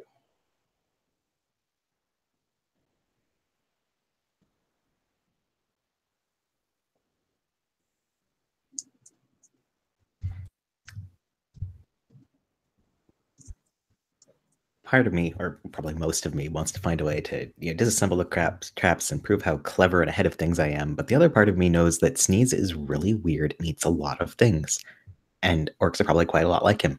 So I'm going to turn to Sneeze and ask, there's probably, well, certainly, a variety of traps ahead. They're going to try to waylay you and manipulate you and probably drop things on you. How do you feel about eating your way through that? Always carry spare spices. Okay, I assume this isn't going to be too much of a setback for the orc army, right? Just let you set them off. What we can't eat, we'll outgrow. All right. Why don't we have you roll an overcome? I think this one would be with blood. Their Sneeze, to see how you and your orcs with you begin chomping your way through this.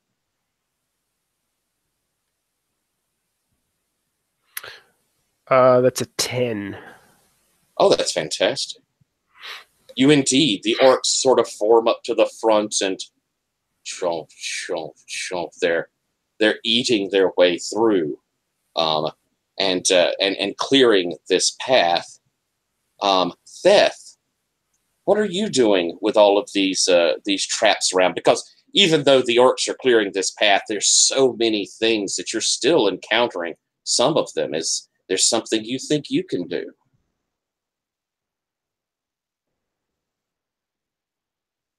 Are you with us, Alex? I think Alex is frozen.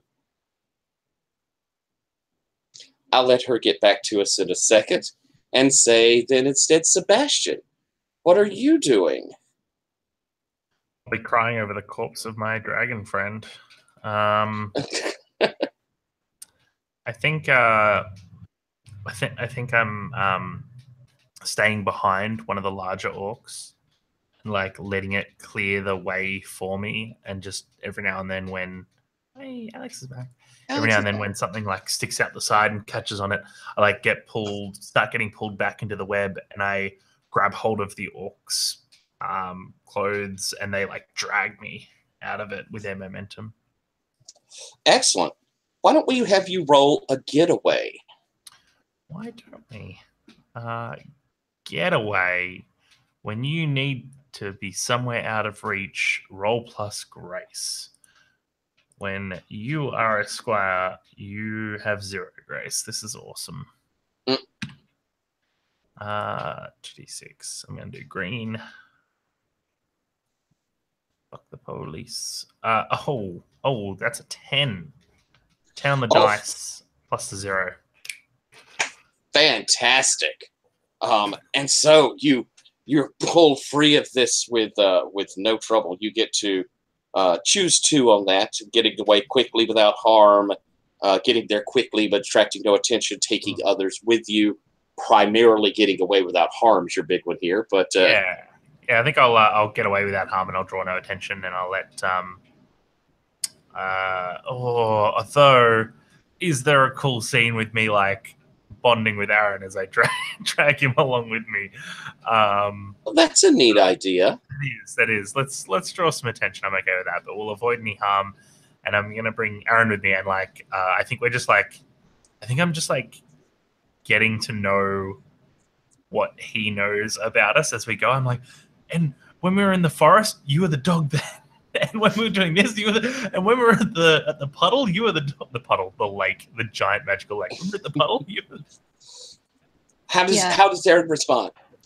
Aaron's having a great time. His magic is red instead of blue, and it kind of like occasionally is sort of you're pulling him along with these orcs. He's just like flash, like through a web, or like flash. He's on the other side of you, or like he's the dog, and you're holding him and you're carrying him through the tunnels for a little bit. And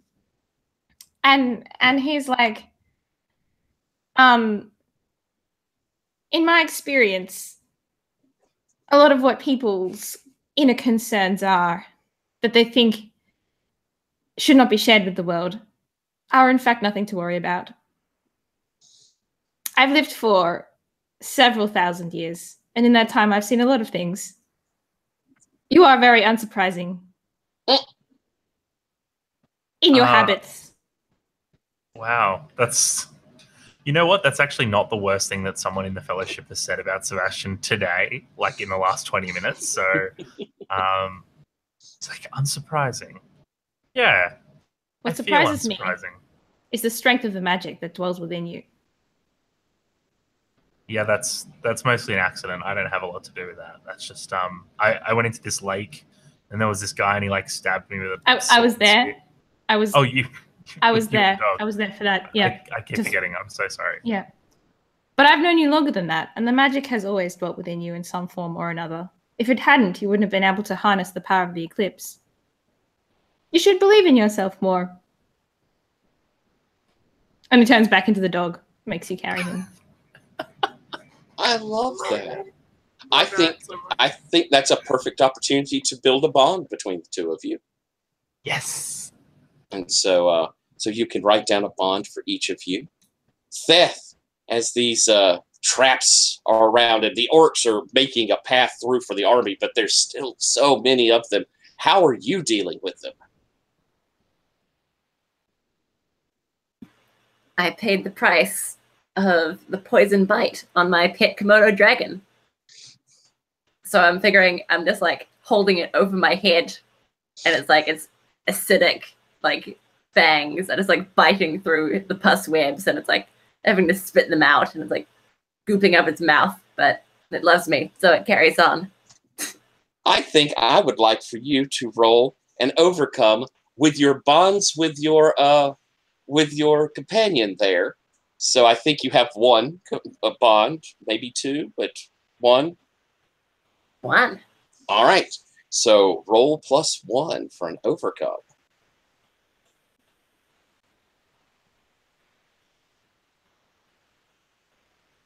That is an 8.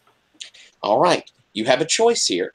You can either pay a price and make this a permanent solution, so that this is going to work all your way through, or you can take the 8 and it's a temporary solution, but I'll probably hit you again with something a little further along. Which would you like to do? Oh man, if you lose both charges on a companion, they just like ditch you, right? If they lose both their stats and they lose your bond with them, they will ditch you. Oh, okay. I kind of like the idea of it just getting fed up with me, making it eat pus, but I'll use the other charge. All right. And so with both of its, so it is managing to carry, well, you're carrying it, but to get you all the way through at the expense of its poor stats. So by the time you get to the top of where the cavern is, it is very full of web and probably bloated and just sort of slumps over, retching up a bit of web along the way. And so, with all of this going on, I think, Pharaoh, I'm going to give you, because we've done enough successes on this, the chance to finish this obstacle. So you're going to do a finish them on our trapped way.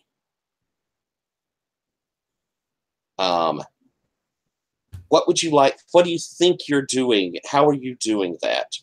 Are you overpowering it with your blood, or even like figuring it out from your knowledge of your people? That would be blood.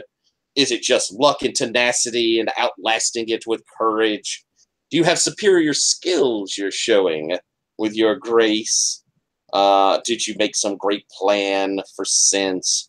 Are you acting calmly and reasonably with your wisdom? Well, I don't have wisdom, so it's obviously not that.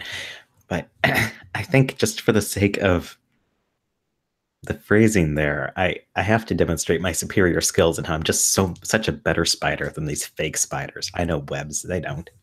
They probably don't even weave them quite right. And Freya, do you think you have something that might can help with that effort?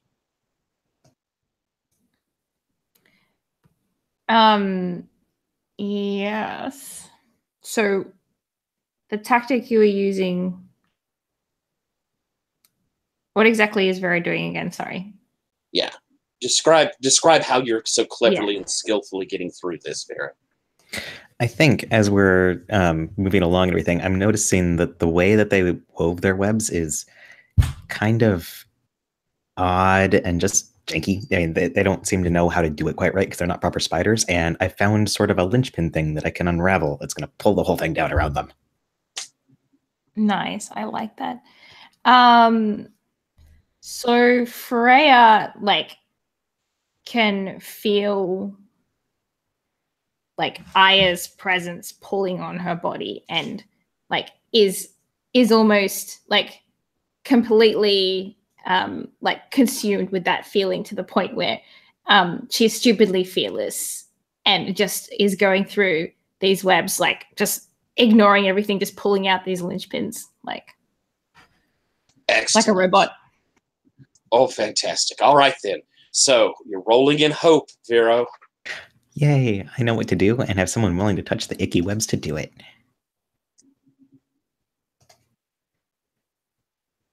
And that's not a great roll, but it turns out to 11, so that works. Oh, well, that's a pretty great roll. As you direct, we see Freya pull the pus web, and there's a gloopy drip of all of the webs descending down to the sides of the cavern and sort of oozing and puddling down the edges. And your way is clear. Can I also say that Vero did this in such a way that they fall around everything but Vero? Absolutely. Absolutely. Yes. Same to you, Sebastian. Yes. Pus webs and vomit seers. That's what we've had tonight, ladies and gentlemen.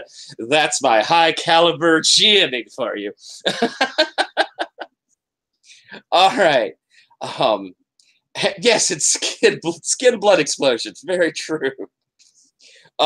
So as you come up to the top of this, and we see the true spiders, we see Heck and all of the others. They have wrapped around the edges of the mountain and the cliffs, looking over the cavern, but they are not seeming to come down. They're just looking up there balefully as you reach the entrance to this cavern.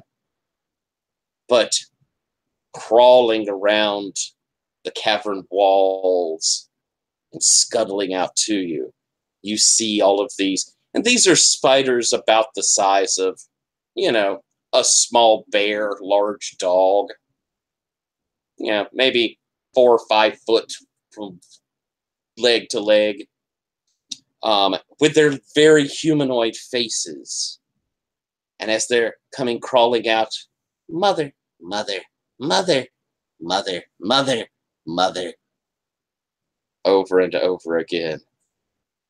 They begin scuttling forward. The orcs jump into battle with them, smashing at them. But the Fellowship must somehow move forward and get to their friend through these things. Aaron, Freya, you feel the call of Aya through this chamber. What are you doing? Aaron is going to attempt to. Aaron and Freya are going to attempt to possess the body of one of these little. Oh, wait, no, I don't know if that's maybe that could be framed as an overcome, but possess the body of one of these little spiders and essentially, like, maybe to get away. I don't know. Creep through the horde in the guise of one of the spiders. All right. So are you like the two of you together? Just you two both form together and into one of them, just like sink into it. Yes. All right. Exactly. I think the getaway is a neat idea there. Cool.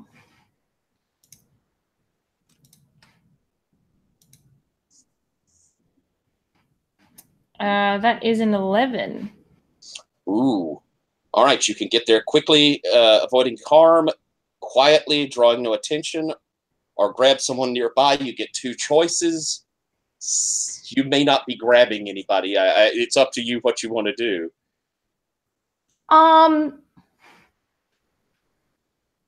think that they will get there quickly, drawing no attention, and will grab Sebastian and essentially Etherly pull Sebastian into the spider. Oh, lovely. Oh boy. I think that. What color is Sebastian's magic when Sebastian changes into Ether form? What does it look like? You've got blue and red so far, don't you? Cyan. No, I think Sebastian goes like that same white as the color of the magic in the lake. It's like that radiant kind of yellowy white. Oh, lovely. So the three of you into one of these little spiders and moving through, attracting no attention. But that does open us up for harm. And I think that the three of you getting inside of this corrupted, nasty thing, I think it causes you damage. So mark a stat that seems appropriate for that. I could certainly see several of those being appropriate to mark. But we'll have you three do that. As Theth, there are hordes of these little spiders. Mother, coming, crawling in a carpet towards you. What do you do? I think I'm going to rear up to my full height. So go from small child to tiny teenager. And with fire just flaring out of my mouth, I'm going to say, "You forget your place, spiders. Do you not know what I am? I am Nenefith, the brightest of flames, fire incarnate. And soon to be roaster of spiders if you do not clear a path." Oh, are you blasting them with fire, or are you trying to intimidate them? Trying to intimidate them. All right, that's going to be a talk sense. Looks like to me it's either appealing to their emotions, like fear, or you are telling the plan and they're placing it as little roasted spiders if they don't move.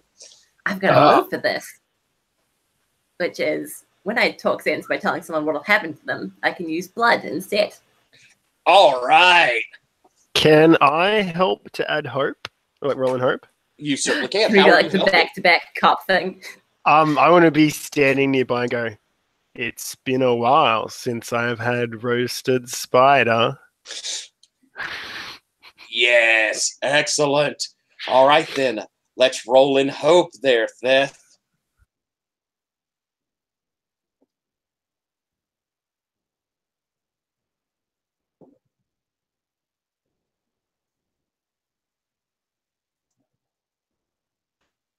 That is a whopping 7. Ooh, all right.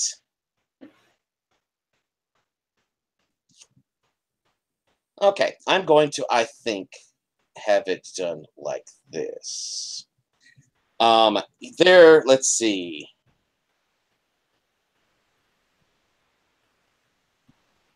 Oh, they're going to, yes. On a 9-, they cannot ask their favor until they've done what I asked. Oh, all right. They, as you say this, you see their eyes sort of widen, and they more directly to you say, "Mother, mother, mother, mother." And you know that they wish for you to take them as your children. I accept all peons. And so they open a path for you as you move through. Sneeze, you see them opening this path for Theth, but what are you doing? Around you, your orc horde is fighting them, and there's a shitload of them. I mean, your orcs are well outnumbered, but they're holding their own. I imagine there's like one or two here or there that are like 3 times the size of everyone else because they got lots of hugs. Yes. The really pretty ones. Yeah. So my path is still blocked off by the rest of the little baby spiders, basically. Right, yeah, they just sort of they open up this hole that Theth is just walking right through, but they, it's like just a wrap around as Theth moves through.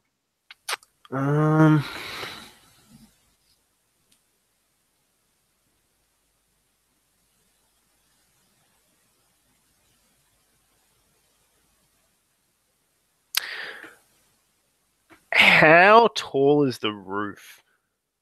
It's enormously high, good 20 feet. I would like to turn to a few of the mushroom orcs around me and ask for them to hug me so that I can just step over them. Oh, I love this. Why don't we have you? I think that's going to be an overcome with blood as you're calling upon this orc, Cool. this truth of the orcs to grow large. That is a 9. All right, you can pay a price to take it to the 10. Otherwise, it's going to be a temporary solution, and I think we'll probably find out that hug size actually decreases after a while. It's not a permanent effect, if that were the case. Oh, now that's a hard decision.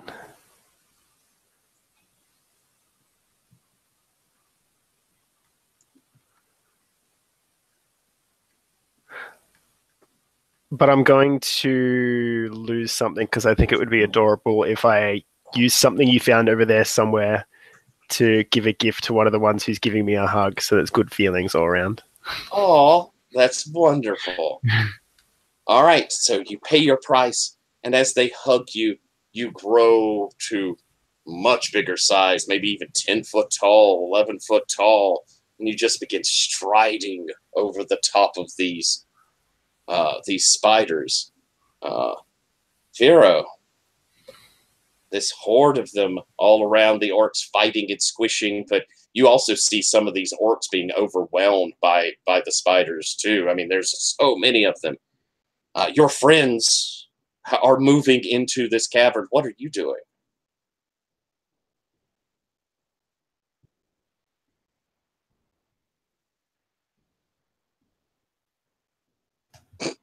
I was just looking at how one of my moves works. Mm-hmm. Because I don't think I can very well prepare this cavern for an ambush, given that it's inhabited. I don't know. I think your look closely works on a place, doesn't it? Yeah, I was going, but if I can't do a proper web spinning, I can definitely do a look closely. So regardless, I'm trying to get a web on this thing. All right, so you're going to look over the whole cavern quickly. Why don't we get a look closely and see how that goes? Ooh. Look closely is with sense. That's an 8. All right. You can, of course, with that 8, you get to ask 2 questions, and you also get a web placement in the place. So I'm going to do the same. Is something hidden or out of place? If so, what looks suspicious? You know this cavern from before.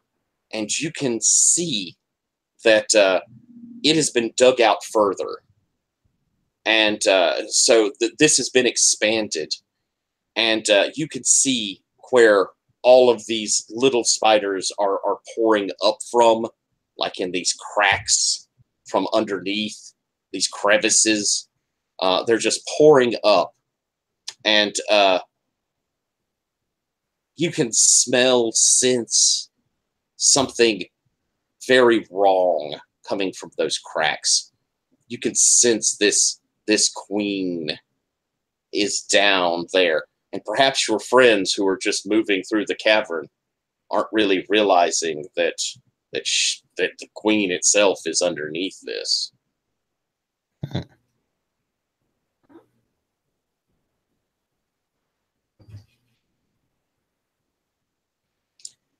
second question? Yeah, I'm looking at the list, trying to see what applies to this room. And again, it's broad. These questions are broad. You can have it be pretty much anything having to do within this cavern and its inhabitants.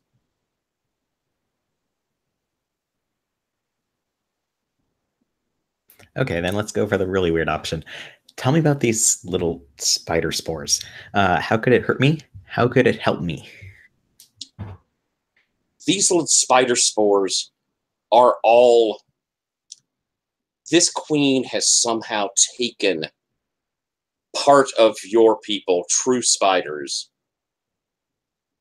and used that, perhaps by having them mate with her, to create these spawn. So in there, somewhere in them, they are still true spiders, hybrid true spiders, but they are of your people. And so they, it can help you that they are still in part innately part of your people. Now, hurting you, you can see that with their little mandibles and all, that they are so, fanatically supporting this queen that they, at this moment, they see you as an enemy the same as the rest of these.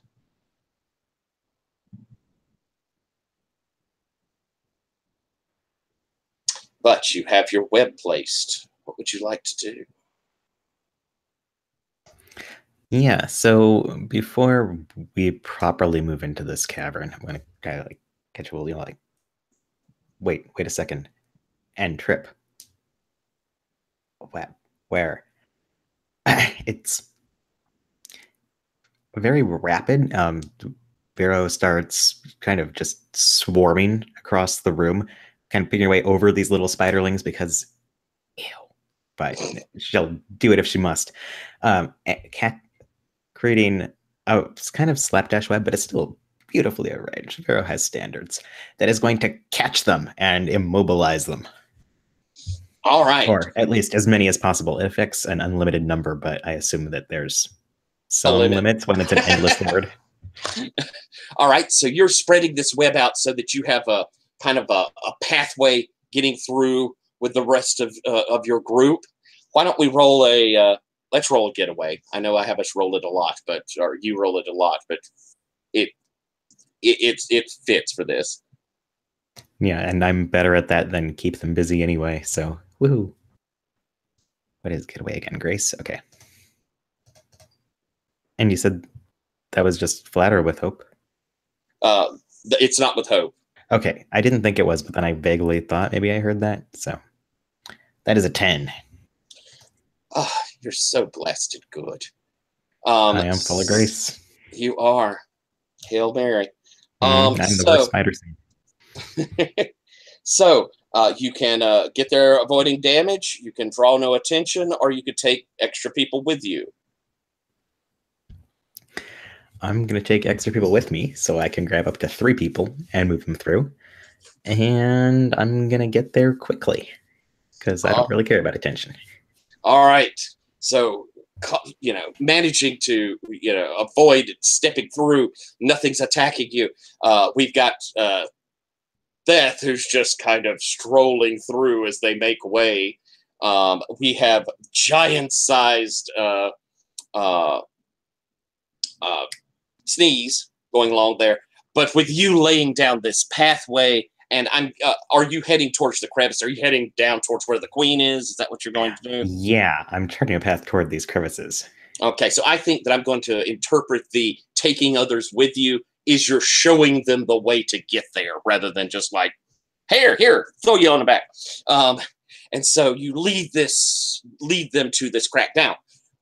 However, Spider Trio has you guys following the pathway where all these spiders are coming up have gone down the crevice because you're being pulled by Aya down below. What I want to know from Aya is you can sense your brother and sister coming. And, you know, the Spider Queen is directing, and all these, you can just see all of her young, just thousands and thousands of them crawling up through these cracks in the ceiling. What is Aya doing? So I can feel Freyr coming closer. And as Freyr gets into closer proximity, Aya's magic starts to become accessible and usable again. And Aya is just going to attempt to quietly use the magic to sort of like sear through the webbing that is restraining him. All right. Why don't we have you do a... let's do an overcome with that. But I think you can either choose... Let's see, I don't think... You don't have bonds between your pair, do you? Y'all don't have... No, that's not how that works. So let's have you do that with either blood, or I'll have you... You can do it with courage. I mean, with grace. I'll take grace, as blood is not Aya's strong point, being a very level-headed sort of person. That is an 11. Oh, fantastic.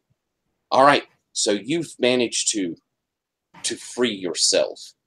And with that, you know, very good roll, if you wish, you've done it in a way that the Spider Queen doesn't notice, doesn't know that you freed yourself. I mean, unless you wish to jump up and go, ha-ha! No, thanks. All right. So you've gotten yourself free as Freya, Sebastian, and Aaron spider down into this cavern, and for the first time, the three of you, out of the 1,000 eyes that you're sharing there, well, I guess, yeah, hundreds of eyes on these little human-y faces, look up and see this monstrous spider, the Spider Queen, and she is, get them, my children. How do you react to that, Sebastian? I jump up and go, aha. Do you? You leap from the spider? Yep, I'm gonna distract this thing and give Freya the opening. This is something I'm good at and something I can do for them because Excellent. Aaron believes in me and I believe in me. And I leap from the spider, and as I land, I like puff out my chest and I glow a little bit with this magic, and like I open up one of my eyes and look up, and this monstrous thing just towers over me, and my puffed up chest kind of deflates a little bit. Why don't we roll a keep them busy? This feels like a great idea. This is courage, right? That is correct. Courage is something I have a lot of. Yes. You're a courageous dude. 8 on the dice plus the 2 will make it a 10. Oh, fantastic. You, the Spider Queen looks down at you. What are you doing here? I have come to slay you, Spider Queen. I am the Sebastian of the Lake, and what have I got? I got weapons. I got like a giant crossbow. Yeah, I got a simple sword. I pull out my simple sword and I hold it out, point it at her. Say, I have come to slay you. All right. It is my destiny. as you say that and you lift your sword up, a bit of that glow of magic flows down the blade so it shines there in the darkness. As she looks back, no! And one of her massive legs comes moving across, but you dodge and it bounces off of your sword because you succeeded so well at keeping her busy. And she's very focused on you. Mm-hmm. Freya, Aya, you are now in the same room together with this monstrous thing. Quickly, What please. do you? Quickly. So Freya, Aya, and Aaron are so Freya runs over to Aya and then sees that Aya's essentially seared through the webbing. And Aaron comes over and they face each other and they pretty much, I was going to do that. They begin to glow. And they become ethereal and their bodies merge together into a giant wolf. And like the wolf is blue, which is Aya and Freya, and then its teeth and tongue and breath are red, which is Aaron's contribution to the wolf. Fantastic. And they're just gonna bite some giant spider. All right, roll me a finish them. Yeah, I'm going to roll. I guess I'll roll plus blood, right? You could do plus blood. I could see you doing it with courage as well. I got blood. Okay.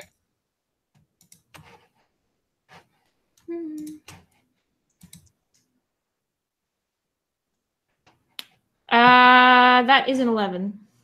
Ooh, fantastic. Now, normally, with an 11 or a 10 plus, you destroy them immediately, and I would have you tell me what that means.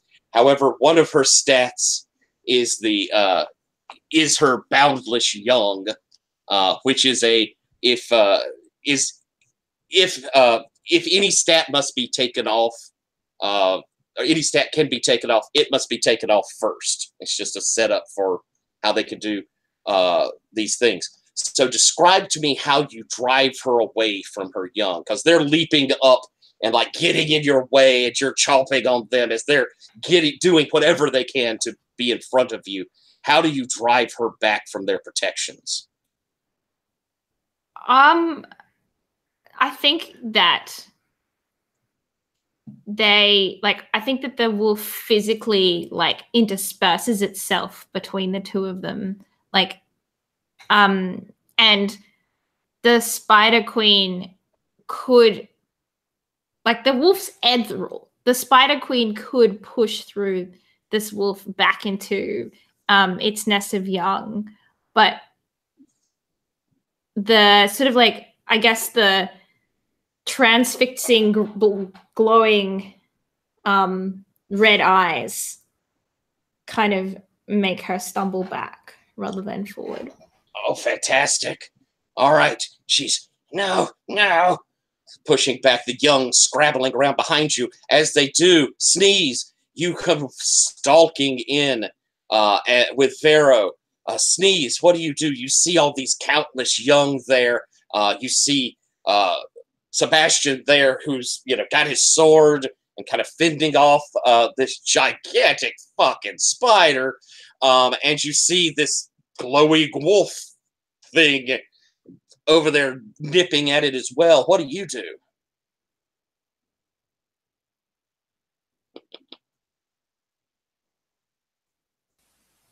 How tall exactly is this spider? This spider is about 25, 30 feet tall. And like I say, it's 50 feet across leg to leg. I think what I want to do is climb the wall and leap down onto it with my elbow. Doing an elbow smash. All right. It's like we're doing WWW all of a sudden. All right. Fantastic. I think since Sebastian has done that amazing keep them busy, so it's still being kept busy. So you also will get to do a finish them. What's that? That's Do you wish to do it with blood? Think that's overpowering them? Are you doing it with courage, or I don't know if it's grace? Yeah, this is brute force attempting to smush it like the insect it is. All right.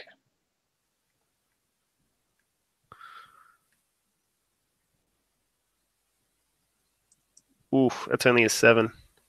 All right. With a 7,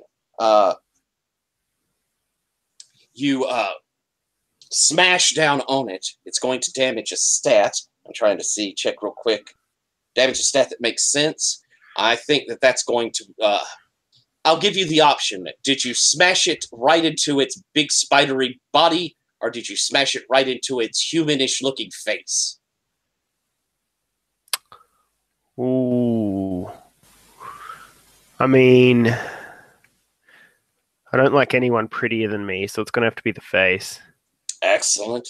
You smash into its face, which I will damage then the stat of virulent poison. But because it was a 7 to 9, her mandibles do clamp down on your elbow as it drops, biting into you. To damage a stat, unless you have armor, you could take armor. But it's also going to inject that poison as you it won't be able to use it anymore. But this last bite, as its mandibles crack and its mouth goes open, it goes. But you're going to be rolling in despair on your next roll from the poison. Should it come to that? All right. So damage your stat. Theth. Oh, I'm sorry. Vero, you've come walking in as well. What are you doing? Well, I see all that. And Sneeze just get chomped. And I think the only obvious thing for me to do is to just skitter right up this thing and chomp her right back with my poisonous claws and teeth. Because that will give people hope to fight her. All right. She's immobilized by my poisons. All right. Unfortunately, because of the Sneeze's roll, it did break the advantage, meaning that no longer be kept busy. So you can go in and do a keep them busy if you wish. That'll open her up for others. Or you could try and do an overcome. I'll let you do an overcome with the idea that you will tie up, keep her bothered, though that means she's going to be completely focused on you for the next bit. That's a risk I'm willing to take. I'm better at keep them busy than I am at overcome if we're going courage over blood. So all right, keeping them busy sounds great. For attention.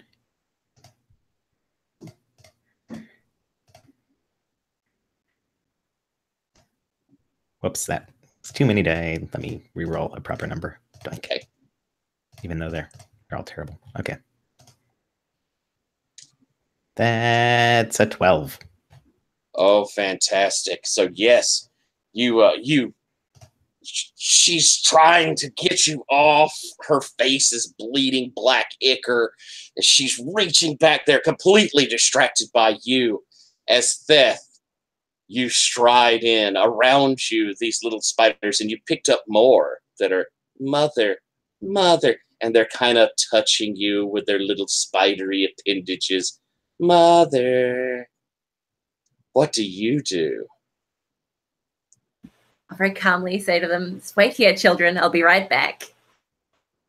And I'll run underneath this ginormous spider. And in a volcanic eruption of flame, I will try and burn it, see if the Sneeze's information was true. All right. Then let's have you roll Let's have you roll then a finish them. Alrighty. Are you rolling with blood? Is this calling to your draconic nature? Are you doing it with courage, going up underneath this body? Are you doing it with grace and skill? I don't know if it's sense. Wisdom, you might be looking for some particular spot. I like blood. Blood it is. the flame that I inherited from Galathon. Excellent.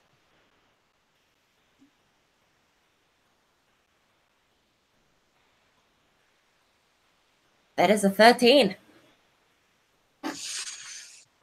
As this flame jets up around her, and you see it sort of sizzling the hairs on her body and on her legs. There's smell, and the smoke begins to fill this place. But it doesn't seem as though the fire is burning her over much. I mean, it's clearly that was the lie. However, as you begin burning so brightly, the little spiders look at you. Shiny mother, shiny mother. And this chant from the little spiders, shiny mother. As the queen looks around, no, get them, get them. And we get that kind of crisping as the fire begins spreading all across the hairs on her body. And she begins to just ash from the outside flowing in. No! And whoosh, she descends into ash as around you all of her webs crisp into sparkling bright little starlights of fire and rain down around you, your friends, and your new brood of children. Mother. And that's where we're going to stop our session of fellowship. I'm going to have us go around the circle to give a quick epilogue. I would like to give a little limit so that, kind of like I said before, we may, if people would enjoy it, come back to this, a few months down the road if people would like to, or, open table, we may have some people come in, but I love, this seems like a wonderful end of first book. So how about an epilogue of what we see of each of you as that concluding paragraph, the last bit as the book wraps up. Theth, you had that wonderful shining moment killing the thing, so I think I'm going to have you do the first epilogue. Well, the Theth is, and always will be, a benevolent ruler to their subjects. So after taking in all of these lovely children, Theth is going to relocate them back to the volcanic spire where Theth was born and create a safe haven for them there where they can live in peace. Oh, I love it. I love it. I can almost see fire ants, when it floods, fire ants come together and make little boats to float along because fire ants are the most horrible things on earth. I could see this mound of the spiders floating across over to your island with you leading them. They're standing on top like a captain, eyeglass forward. Oh, beautiful. Sneeze. What is our last paragraph of the book from you? So after all the orcs have their fill and feed, they go back to their homeland. Well, many of them are now much bigger, and there is much hugging and rejoicing. And it ends with Sneeze opening up a culinary art school. Fantastic. Fantastic. Haley, what is our last paragraph that we see from the trio? I think you see Aaron parting ways and saying farewell to Aya and Freya, and then you get a montage of them going around the local communities and reviving their order essentially, and meeting with the various local heads of the sect. And there's a lot of glowing in the montage. It's great. Excellent. Ryan, what is our last paragraph for Vero of book one? I think Vero looks back to the mountains, which are now sort of free for the taking, and looks off to the party before they split their separate ways, and it's just, I think I'll stay with you for now, and is going to peel off with somebody else, whoever wants to have a spider buddy. Neat. Who do we think we see, Vero, stick around with? Who would lay claim to that? I would say Sneeze, except that Sneeze offered to let his people eat me. So. That offer doesn't have an expiry date either. Maybe I just head off into the hills and never speak to any of you again. Screw y'all. Beth, do you think you and Vero continue together a bit? Well, I mean, I am starting Spider Island. If you want in on that. I can babysit your horrible mutant spider children. They're not really spiders. I don't know why you call them that. Excellent. And Sebastian, our last paragraph of the book from you. Yeah, I think we first see Sebastian with like Beth gathering all the spiders up, and he's like, "No, seriously, it's fine. I think you'll be better with them than with me anyway. No, please, no. I'll be okay." And then I think, oh man, I was gonna hang out with the pair, but I think Vero is a good option too. And Vero, and how am I still stumbling over your final vowel this phone? Vero, yeah. I think we see Sebastian walking away with Vero and patting her on one of her legs. She's like, "Hey, you got to cut that prey shit out if we're gonna keep being friends, okay?" And then, yeah, I think like as the two of them walk off into the sunset, we see them like being followed by a little red puppy. Oh, perfect. And that ends book 1 of our fellowship. As I said, perhaps we'll come back. We still have an overlord who has plans for the island, and who knows? We'll see about that. But I feel like this was a pretty neat wrap up. You guys were amazing. If people have just a few minutes, I'm not going to do like a roses and thorns, but I would love to hear kind of like impressions of the game, because it's something I really wanted to bring to folks, and I don't know if any of y'all had played it before. And if there is anything that, having seen it, you think could be done or run a little better with it, or if there was anything kind of like in particular that you really enjoyed, just so I can have a little feedback on how to run it better. And I'll start back up the other way. So, Sid, what did you think of it, and any comments? Oh man, good question. What do I think of it? It generates a different kind of game than Dungeon World does in a really good way. I'm a huge fan of its macro moves like set pieces and journeying. And I think that's probably enough from me for that thing. And what was the second question there was, sorry?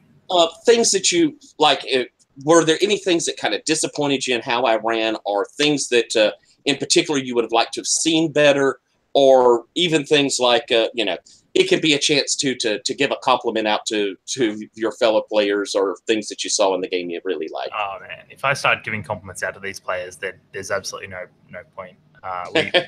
We would never finish. Yeah, I think I would like to see, especially because I had a character that was really bond heavy, I would like to see what happens when bonds bind and bonds break and that sort of stuff. We just kind of, it never came up. Organically, it's not a hit on your GMing or anything. It's more a wish for, if I played this next time, I'd be interested to see that bonds as an economy that I don't think we got to. I have like 13, so I'm loving it. Yeah, I can certainly see that. I certainly hear you. And yeah, it was something I probably should have worked on to bring in more. I was streamlining the game a bit for our shorter sessions, but yeah, that bond economy is neat. And as with a Squire, there's so much cool things you could do with it. So yes, when I run it again, or if we have a chance to play again, I will try and hit that more. Ryan, thoughts on the game and any comments? I liked how like Sid was saying, the long journeys and that set pieces thing sort of summarize great big things, because I was going, I know I've been in groups where we would have a year's worth of sessions just to plot the moving across the continent, and that would be probably fun at bits, but mostly really boring. And we just did the fun bits, and that was a good way to go about it. And everyone had to come up with a neat solution for things. Thing that I haven't quite grokked about the system so far, I guess, is that I'm not always totally sure how I trigger the things that I'd like to do, but I'm not sure if the system will let me, or what the moves really do. Because like it says blood is also your, like racial characteristics and stuff, but it's also only really tied to overcome. And I keep going, but if someone attacks me and I do something spidery, it counts. But then when does it count otherwise? And some of what you're saying seems to mean that it can apply further, but that's not on the basic move sheet. So I'm always a little bit confused when I go to move things, unless I'm just being graceful, which I do for everything anyway, so it works. But I can see that. I can see that. And yeah, I recognize that. I understand. Haley, any thoughts on the game and any comments? Yeah, I love the premise with the different playbooks and the command law thing, where people have control over the characteristics of their people and the interaction between the different members of the Fellowship. That's probably my favorite thing about the game. I really, really enjoyed this last session where things got a bit more personal, as opposed to previous sessions where they were sort of a bit more like epic. I thought that personal dynamic really brought out more of the role-playing-y stuff in the game, and I really enjoyed that. Cool.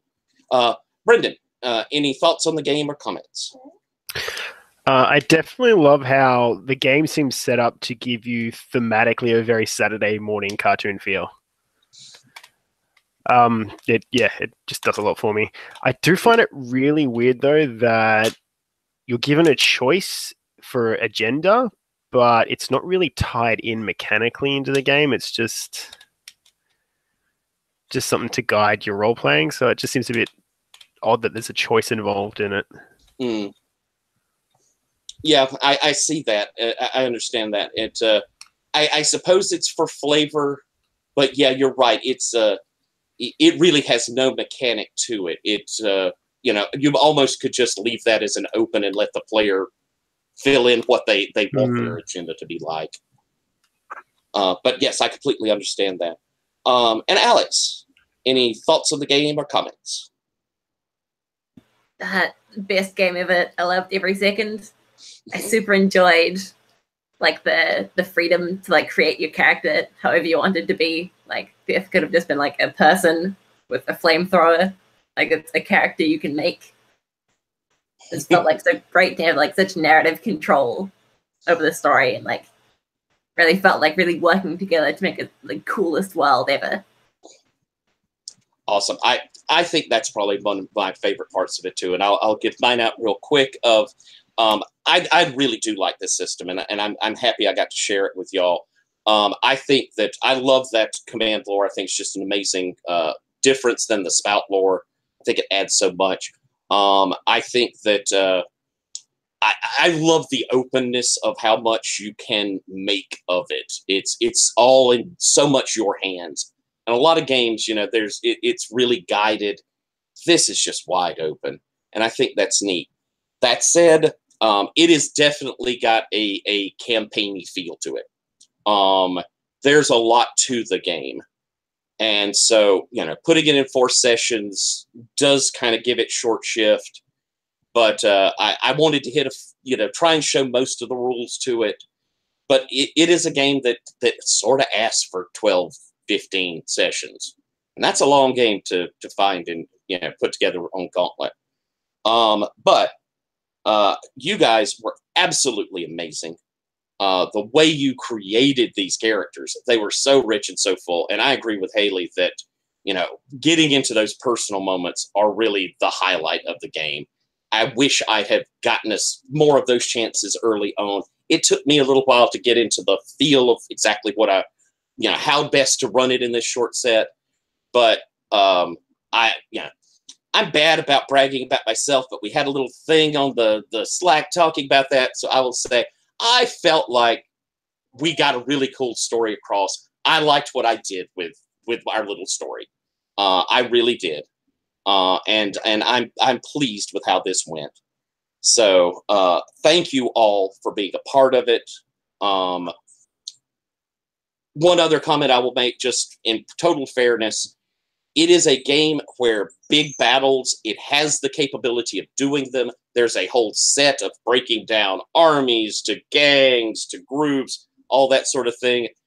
And ultimately, I think a big fight is something to be avoided in this game. I think Jacob Randolph made it so tedious and so dull for a reason. I think he wanted to say, you don't want to get into one of these battles, which is an odd game design choice, but I think it really does point to what he wants from the game, and that is we don't get into big mass battles. We skirt the edges of mass battles and hit focus points. So just in fairness to say that about the game. But thank you all for playing so much. I had a blast. I hope I get to play with all of you again. I'm going to end the broadcast. For those of you watching, I hope you enjoyed the AsPac group playing Gauntlet, AsPac group of Gauntlet playing Fellowship by Jacob Randolph. Thank you all.